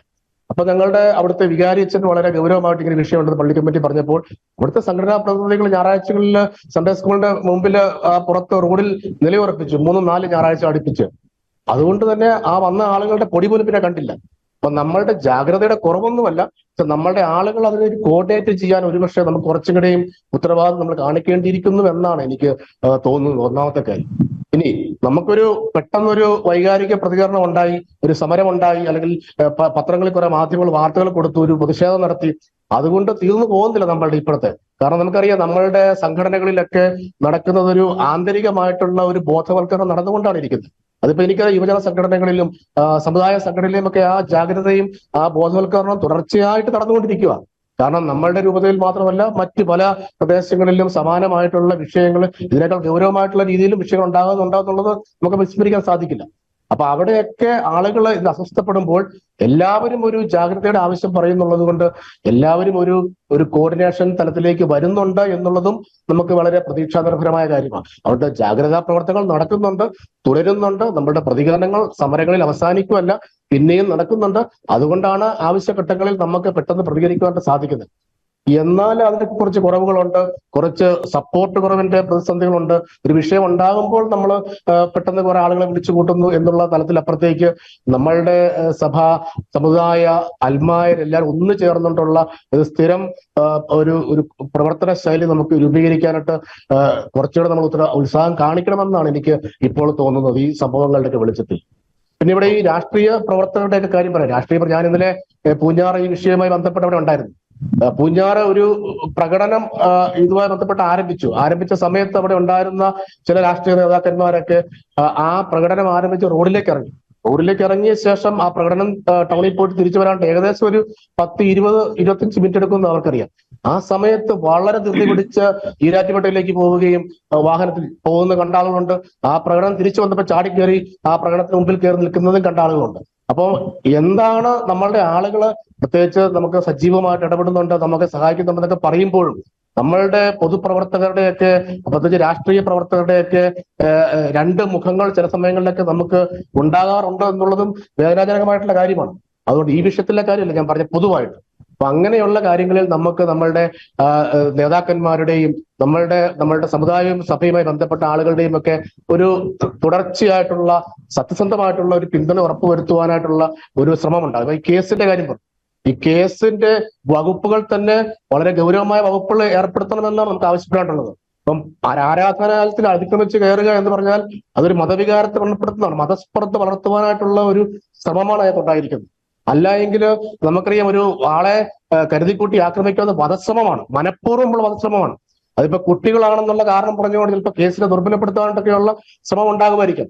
എങ്കിൽ തന്നെയും ഇത്തരത്തിലുള്ള വകുപ്പുകൾ ഈ വിഷയത്തിൽ ചേർത്ത് അങ്ങനെ നമുക്ക് ഈ കേസിനെ സ്ട്രോങ് ആയിട്ട് കൊണ്ടുപോകാനുള്ള ഇടപെടൽ നമ്മളുടെ സഭാ നേതൃത്വത്തിന്റെ ഭാഗത്തു നിന്നും രാഷ്ട്രീയ നേതൃത്വത്തിന്റെ ഭാഗത്തു നിന്നും ഉണ്ടായെങ്കിൽ മാത്രമേ ഇതിനി ആവർത്തിക്കാതിരിക്കാനായിട്ടുള്ള നടപടികൾ ഉണ്ടാകത്തുള്ളൂ. അതിന് നമുക്ക് വേണ്ട ഒരു നിർദ്ദേശം, ഒരു ഇടപെടൽ നമ്മളുടെ ആളുകളുടെ ഭാഗത്ത് ഉണ്ടാകണമെന്നാണ് കത്തോലിക്ക കോൺഗ്രസിന് പറയാനുള്ളത്. ഓക്കെ, വ്യക്തമാണ്. ഫാദർ ടോം ഒല്ലിക്കരോട്, പ്രത്യേകിച്ച് രാജീവ് കൊച്ചുപറമ്പിൽ സൂചിപ്പിച്ചൊരു കാര്യമുണ്ട്. ഈ രാഷ്ട്രീയക്കാരുടെയൊക്കെ ഒരു ഇരട്ട മുഖം പലപ്പോഴും ഈ കപട ക്രൈസ്തവ പ്രേമം കാട്ടി നിഷ്കളങ്കരായിട്ടുള്ള ചില ക്രൈസ്തവരെയെങ്കിലും ഇവർക്ക് കബളിപ്പിക്കാൻ സാധിക്കുന്നുണ്ട്. ഇപ്പൊ ഒരു ഇലക്ഷൻ കാലഘട്ടത്തിലേക്കൊക്കെ ഭാരതം കടക്കുന്ന ഒരു സാഹചര്യത്തിൽ ഇത്തരം ഈ കപടമുഖം കാണിക്കുന്ന രാഷ്ട്രീയക്കാരെ തിരുത്തുവാൻ അല്ലെങ്കിൽ അവരുടെ പോയ്മുഖം വലിച്ചീറുവാൻ, പ്രത്യേകിച്ച് ഒരു ഇലക്ഷനൊക്കെ അടുത്തു വരെ നിൽക്കുന്ന പശ്ചാത്തലത്തിൽ ക്രിസ്ത്യാനിക്ക് എന്താണ് ചെയ്യാനുള്ളത്? Father Tom Olikkarott. ജോർജ്, ഈ ഒരു കാര്യത്തിൽ രണ്ട് നിരീക്ഷണങ്ങളാണുള്ളത്. ഒന്നാമത്, നമ്മൾ ഈ കിടക്കുന്ന കേസുകളുടെയൊക്കെ ഗതി എന്താണ് എന്നുള്ളതിനെ കുറിച്ചാണ്. ഇതൊക്കെ നമ്മുടെ ജനപ്രതിനിധികൾ, ഈരാറ്റുപേട്ടയുടെ MLA അടക്കമുള്ള ആളുകളുടെ ഉത്തരവാദിത്തമാണ് ഈ കേസ് എങ്ങനെ നടക്കുന്നു എന്നുള്ളത്. ഇപ്പൊ ഞാൻ മനസ്സിലാക്കുന്നത്, ഇപ്പോൾ ഈരാറ്റുപേട്ട നഗരസഭ ഒരു കോംപ്രമൈസിങ് ചർച്ച നടത്തിക്കൊണ്ടിരിക്കുകയാണ്. കുരിശിൽ കയറി കുറച്ച് കൊല്ലം മുമ്പ് അഭ്യാസം കാണിച്ചതിനും കോംപ്രമൈസ് നടത്തി അത് സമവായത്തിൽ നമ്മൾ ഈ വിഷയങ്ങളിലേക്കൊന്നും പോകണ്ട എന്നുള്ള നമ്മുടെ നല്ല മനസ്ഥിതിയെ ഉപയോഗിച്ച് അത് അവസാനിപ്പിച്ചു. ഈരാറ്റുപേട്ട നഗരസഭയിലാണ്. അരുവിത്ര എന്ന് പറയുന്ന സ്ഥലം ഉള്ളതായിട്ട് അറിയത്തില്ലാത്ത നഗരസഭ കൗൺസിലർ ഉള്ള നഗരസഭയാണ്. അവിടെ ഏതായാലും അവർ നല്ല പ്രമേയം പാസ്സാക്കുമെന്നുള്ളതിൽ നമുക്ക് യാതൊരു സംശയവും ഇല്ല എന്നുള്ളത് അറിയാം. ഈ കേസുകൾക്ക് എന്താണ് സംഭവിക്കുന്നത്? നിരവധി കേസുകളിൽ തുടർച്ചയായി ക്രൈസ്തവർക്കും വിശ്വാസത്തിനുമെതിരെ ആക്രമണം നടത്തിയിട്ടുള്ള ആളുകൾക്ക് എന്താണ് സംഭവിക്കുന്നത്? പോലീസ് അത് എത്രമാത്രം ഇത് മുന്നോട്ട് കൊണ്ടു? ഇത് നമ്മുടെ സമൂഹം, പ്രത്യേകിച്ച് നമ്മുടെ സംഘടനകൾ കൃത്യമായി ഈ കേസിന്റെ പിറകെ ഫോളോ ചെയ്യുക എന്നുള്ളത് വളരെ പ്രധാനപ്പെട്ട ഒരു കാര്യമാണ്. വൈകാരികമായൊരു പ്രതികരണം പല സന്ദർഭങ്ങളിൽ അത് ആവശ്യമാണ്. എന്നാൽ അതേ വൈകാരികമായിട്ട് നീതി നടപ്പിലാകുന്നുണ്ട്, നിയമം നടപ്പിലാകുന്നുണ്ട് എന്നുള്ളത് ഉറപ്പുവരുത്താനും നമുക്കൊരു കടമയുണ്ട്. തെറ്റ് ചെയ്യുന്നവർക്കൊക്കെ എക്സ്ക്യൂസ് കൊടുക്കാനാണെങ്കിൽ ഈ രാജ്യത്ത് ഒരു നിയമത്തിന്റെ ആവശ്യമില്ല, ശിക്ഷാ നടപടികളുടെ ആവശ്യമില്ല. അപ്പോൾ വീട്ടിൽ ശിക്ഷണം കിട്ടാതെയോ മൂല്യബോധത്തിൽ പരിശീലനം കിട്ടാത്ത ആളുകൾ ഇങ്ങനെ പൊതുസമൂഹത്തിൽ അസ്വസ്ഥത ഉണ്ടാകുമ്പോൾ അവർ നിയമം അനുസരിച്ച് കൃത്യമായി ശിക്ഷണം അവർക്ക് കിട്ടിയിരിക്കണം. അത് ഉറപ്പാക്കാനുള്ള ഒരു നിതാന്ത ജാഗ്രത നമുക്ക് ആവശ്യമാണ്. രണ്ടാമത്, ഈ രാഷ്ട്രീയക്കാരെ കുറിച്ച് ചോദിച്ചതുകൊണ്ട് തന്നെ ഈ കഴിഞ്ഞ ദിവസങ്ങളിൽ ഏറ്റവും അധികം കേരളത്തിലെ മനസാക്ഷിയെ നമ്മളെയൊക്കെ വേദനിപ്പിച്ചതാണ് പുൽപ്പള്ളിയിൽ കാട്ടാന ചവിട്ടി അജീഷ് എന്ന് പറയുന്ന ഒരു മനുഷ്യൻ കൊല ചെയ്യപ്പെടുന്നത്. അദ്ദേഹത്തിന്റെ കുഞ്ഞുങ്ങളുടെ സങ്കടവും അപ്പൻ നഷ്ടപ്പെട്ട മക്കളുടെ രോഷവും ഒക്കെ നമ്മൾ കണ്ടു. CPIM-ന്റെ പുൽപ്പള്ളി പ്രദേശത്തെ ഒരു ബ്രാഞ്ച് സെക്രട്ടറിയുടെ ഫേസ്ബുക്ക് കമന്റ് ആണ് ഈ ദിവസങ്ങളിൽ ഇന്നത്തെ സി ന്യൂസ് ലൈവ് പത്രം റിപ്പോർട്ട് ചെയ്തിട്ടുണ്ട്. നമ്മൾ ഓർക്കണം, അയാൾ ആ കുട്ടിയെ ആക്ഷേപിച്ചുകൊണ്ടാണ് അപ്പൻ മരിച്ചത് നന്നായി എന്ന് അടക്കമുള്ള അങ്ങേയറ്റത്തെ ഹൃദയശൂന്യമായ സംസാരം നടത്തിയിരിക്കുന്നത്. ജോബി എന്ന് പേരുള്ള CPIM-ന്റെ ലോക്കൽ സെക്രട്ടറിയാണ്. പേരിൽ ഇനീഷ്യൽ ഒരു ക്രിസ്ത്യാനിയുടേതായിട്ടാണ് കാണുന്നത്. ഇതാണ് നമ്മൾ നേരിടുന്ന രണ്ടാമത്തെ പ്രതിസന്ധി എന്ന് പറഞ്ഞാൽ, നല്ല ഒരു ലക്ഷ്യത്തിന് വേണ്ടി പോലും അങ്ങേയറ്റം മനുഷ്യത്വപരമായ ചില നിലപാടുകൾക്ക് കൊണ്ട്, നീതിക്ക് വേണ്ടിയുള്ള നിലപാടുകളിൽ പോലും രാഷ്ട്രീയത്തിന്റെ അടിമത്തത്തിലായിരിക്കുന്ന ചില മനുഷ്യർക്ക് നിവർന്നു നിൽക്കാനോ ഒരുമിച്ച് നിൽക്കാനോ പറ്റുന്നില്ലെന്നുള്ളതാണ്. ഇതാണ് ക്രൈസ്തവ സമുദായത്തിന്റെ ഏറ്റവും വലിയ ഗതികേട് എന്ന് പറയുന്നത്. ഇങ്ങനെയുള്ള ആളുകളാണ്. നമ്മൾ ഒരിക്കലും ചിന്തിക്കാൻ പറ്റില്ല കേരളത്തിലെ അവരുടെ സമുദായത്തിൽപ്പെട്ട ഒരു പിഞ്ചു കുഞ്ഞിനെ ഇങ്ങനെ ആക്ഷേപിക്കുമെന്ന് നമുക്ക് സ്വപ്നം കാണാൻ പറ്റും. സമുദായത്തിന്റെ ഏറ്റവും വലിയ ഗതികേട് എന്ന് പറയുന്നത് നമുക്കിടയിലെ അന്തഛിദ്രമാണ്. എത്ര വിശുദ്ധമായ ലക്ഷ്യത്തിന് വേണ്ടി പോലും, എത്ര നീതിപൂർവകമായ ഒരു കാര്യത്തിന് വേണ്ടി പോലും ഒരുമിച്ച് നിൽക്കാൻ പറ്റാത്ത സ്വാർത്ഥരുണ്ടാവുന്നു, രാഷ്ട്രീയ അടിമകൾ ഉണ്ടാവുന്നു നമുക്കിടയിൽ എന്നുള്ളതാണ്. അപ്പോൾ അവിടെ തിരുത്തപ്പെടേണ്ടത് ഇങ്ങനെയുള്ള അടിമ മനസ്സുകളാണ് മാനസാന്തരപ്പെടേണ്ടത്. നീതിക്ക് വേണ്ടിയുള്ള നിലപാടുകൾ എടുക്കുന്നതിൽ ഈ സമുദായം ഇനി എന്നാണ് ഒരുമിച്ച് നിൽക്കുന്നത്? അപ്പോൾ ആ ഒരു ഒരുമിച്ച് നിൽക്കാൻ സാധിക്കുക എന്നുള്ളതാണ് രണ്ടാമത്തെ കാര്യം. മൂന്നാമത്, കഴിഞ്ഞ 15ഓളം വർഷങ്ങളായി നമ്മൾ നിരന്തരമായി പലയിടങ്ങളിൽ നമ്മുടെ വിശ്വാസം ആക്ഷേപിക്കപ്പെടുന്നു.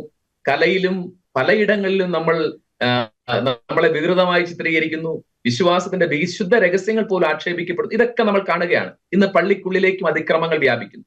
അതിന്റെ ഒരു കാരണം, നമുക്കിവിടെ സംഘടിക്കാൻ, പ്രതിഷേധിക്കാൻ പലപ്പോഴും ചെറുപ്പക്കാരുടെ എണ്ണം കുറഞ്ഞു കാണുന്നു എന്നുള്ളതാണ്.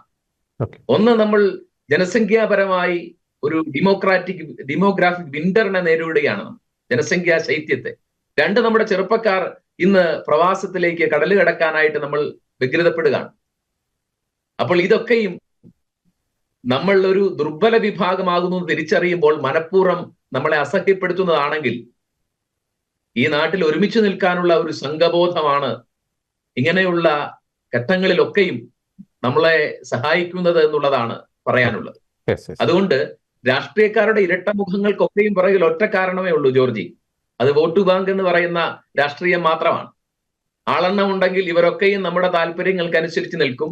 ആളെണ്ണം ഉള്ളവർക്ക് അവർ പല ആനുകൂല്യങ്ങൾ പല രീതിയിൽ നിയമം വിട്ടും നിയമം പരിഗണിക്കാതെ ഒക്കെയും ചെയ്തു കൊടുക്കുന്ന നമ്മൾ കാണുകയാണല്ലോ. ഓക്കെ, വളരെ വ്യക്തമാണ്. ഞാൻ ചർച്ചയുടെ ഒരു അവസാന ഘട്ടത്തിലേക്ക് പോവുകയാണ്. ശ്രീ എഡ്വിൻ, ഫാദർ ടോം അച്ഛൻ പറഞ്ഞതുപോലെ പ്രത്യേകിച്ച് ഉത്തരവാദിത്തം വർദ്ധിക്കുകയാണ് ഈ സമകാലിക രാഷ്ട്രീയ സാമൂഹിക സാഹചര്യങ്ങൾ, പ്രത്യേകിച്ച് യുവജനങ്ങൾക്ക്. ഒരു ഇടവകയെ സംബന്ധിച്ചിടത്തോളം ഇടവക വൈദികനേക്കാൾ ഒക്കെ ഉപരി ഇടവകയുടെ ഒരു റിയാലിറ്റി അല്ലെങ്കിൽ ജനങ്ങളുടെ ഒരു പൾസ് ചിലപ്പോൾ കുറെ കൂടി യുവജനങ്ങൾക്ക് കൂടുതൽ മനസ്സിലാക്കാൻ സാധിക്കും. കാരണം അവർ ഈ ജനങ്ങളുടെ ഒരു വർത്തമാനം അല്ലെങ്കിൽ അവർ നേരിടുന്ന ഒരു സാഹചര്യങ്ങളൊക്കെ കൃത്യമായിട്ട് യുവജനങ്ങൾക്ക് കൂടുതലായിട്ട് മനസ്സിലാക്കാൻ സാധിക്കും. ഒപ്പം തന്നെ അതുകൊണ്ട് തന്നെ ഈ ക്രൈസ്തവ സമുദായത്തിന് നേരെ വരുന്ന ആക്രമണങ്ങളെ അല്ലെങ്കിൽ അതിക്രമങ്ങളെ അല്ലെങ്കിൽ അവിടെ ആ പ്രദേശത്ത് നടമാടിക്കൊണ്ടിരിക്കുന്ന ചില കാര്യങ്ങളെ കൃത്യമായിട്ട് വിവേചിച്ചറിയുവാൻ പ്രദേശത്തെ യുവജനങ്ങൾക്ക് സാധിക്കും. അതുകൊണ്ട് തന്നെ ഇത്തരം സംഭവങ്ങൾ ആവർത്തിക്കാതിരിക്കുവാൻ ഓരോ ഇടവകയിലെയും ഓരോ രൂപതകളിലെയും യുവജനങ്ങളുടെ ഉത്തരവാദിത്തം ഒരു വർദ്ധിക്കേണ്ടതിന്റെ ഒരു ആവശ്യകത ശക്തമല്ലേ ശ്രീ എഡ്വിൻ? അതിൽ എന്താണ് പ്രത്യേകിച്ച് ഒരു കത്തോലിക്ക യുവാവ് എന്ന നിലയിൽ അങ്ങേക്ക് പറയാനുള്ളത് ശ്രീ എഡ്വിൻ? തീർച്ചയായിട്ടും ഈ ഒരു വിഷയത്തില് ഒരു യുവജനങ്ങള് ഏറ്റവും കൂടുതൽ ശ്രദ്ധ ചെലുത്തേണ്ട ഒരു കാലഘട്ടമാണ് ഇപ്പോൾ ആയിരിക്കുന്നത്. ഇതിന് ശക്തമായ പിന്തുണയാണ് നമ്മുടെ യുവജന സംഘടനകള് ഇപ്പോൾ നിലവിലെ ഇടവകകളിലും കൊറോണ തലത്തിലും നൽകി വരുന്നത്. ഇടവക തലത്തില് നമ്മള് യുവാക്കൾക്ക്, യുവതികൾക്ക് ഇതിനെപ്പറ്റിയുള്ള പ്രത്യേക ക്ലാസ്സുകളും ഇവർക്ക് നേതൃത്വ പാഠങ്ങൾ ലഭിക്കുന്നതിന് വേണ്ടിയുള്ള പ്രോഗ്രാംസും രൂപതാ തലത്തിൽ നടത്തി വരുന്നു.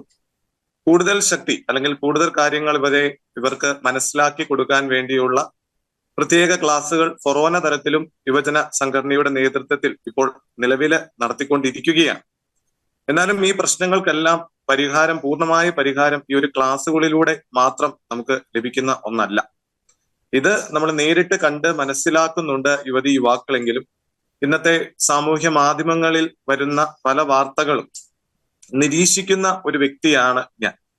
ഈ വാർത്തകളിൽ ഉടനീളം ഒരു ക്രൈസ്തവ മതത്തെ എപ്പോഴും താഴ്ത്തി കെട്ടിയുള്ള കുറെ പ്രചാരണങ്ങൾ ഇന്ന് നടന്നു വരുന്നുണ്ട്. ഇതിനെപ്പറ്റിയുള്ള പൂർണ്ണമായ ഒരു അവബോധം യുവാക്കളുടെ ഇടയിൽ ഇന്ന് വർദ്ധിച്ചു വരുന്നുണ്ട് എന്ന് ഏറെ സന്തോഷത്തോടെ എനിക്ക് പറയുവാൻ സാധിക്കും. ഒരു യുവജന പ്രസ്ഥാനത്തിന്റെ ആവശ്യകത എന്താണ് എന്ന് ചോദിച്ചു കഴിഞ്ഞാൽ ഇങ്ങനെയുള്ള സാമൂഹ്യ തിന്മകൾക്കെതിരെ പ്രതിഷേധിക്കാൻ കഴിയണം എന്നത് ഏറ്റവും ആദ്യമേ തന്നെ ഓർമ്മപ്പെടുത്തുകയാണ്. വളരെ നല്ല രീതിയിൽ യുവജന പ്രസ്ഥാനത്തിന്റെ നേതൃത്വത്തില് ഇതിനെതിരെയുള്ള പ്രതിഷേധങ്ങളുമായിട്ട് ഞങ്ങൾ മുന്നോട്ട് പോവുകയാണ്. ഇനിയും ഇതിലേറെ കാര്യങ്ങൾ ഞങ്ങളുടെ രീതിയിൽ ഞങ്ങൾ മുന്നോട്ട് ചെയ്യും. അതിനെ യുവതി യുവാക്കളെ ഞങ്ങൾ അവർക്ക് കാര്യങ്ങൾ പറഞ്ഞ് വ്യക്തമാക്കി മനസ്സിലാക്കി കൊടുക്കും എന്ന് ഈ ഒരു അവസരത്തിൽ ഓർമ്മപ്പെടുത്തുന്നു. യെസ്, ശക്തമായിട്ടുള്ള ഒരു മുന്നറിയിപ്പ് തന്നെയാണ് ഈ ഒരു ചർച്ച പ്രത്യേകിച്ച് ക്രൈസ്തവ സമുദായത്തിനെതിരെ അതിക്രമം നടത്തുന്നവർക്കെതിരെ ഉയർത്തിയിരിക്കുന്നത്. ക്രൈസ്തവ സമുദായത്തിന്റെ ആശങ്കകൾ, ഒപ്പം തന്നെ ഇത്തരം സംഭവങ്ങളോട് കാണിക്കേണ്ട പ്രതികരണം, ഇത്തരം സംഭവങ്ങൾ ആവർത്തിക്കാതിരിക്കുവാൻ പുലർത്തേണ്ട ഒരു തുടർ ജാഗ്രത, അതിനെപ്പറ്റി വ്യക്തവും ശക്തവുമായിട്ടുള്ള നിലപാടുകൾ ബഹുമാനപ്പെട്ട അതിഥികൾ പങ്കുവച്ചു. ഈ ചർച്ചയിൽ വളരെ സജീവമായി പങ്കെടുത്ത മോൺസിഞ്ഞോർ ജോസഫ് തടത്തിൽ, ഒപ്പം ശ്രീ രാജീവ് കൊച്ചുപറമ്പിൽ, ഫാദർ ടോം ഒലിക്കരോട്, ഒപ്പം തന്നെ ശ്രീ എഡ്വിൻ, 4 പേർക്കും നന്ദി.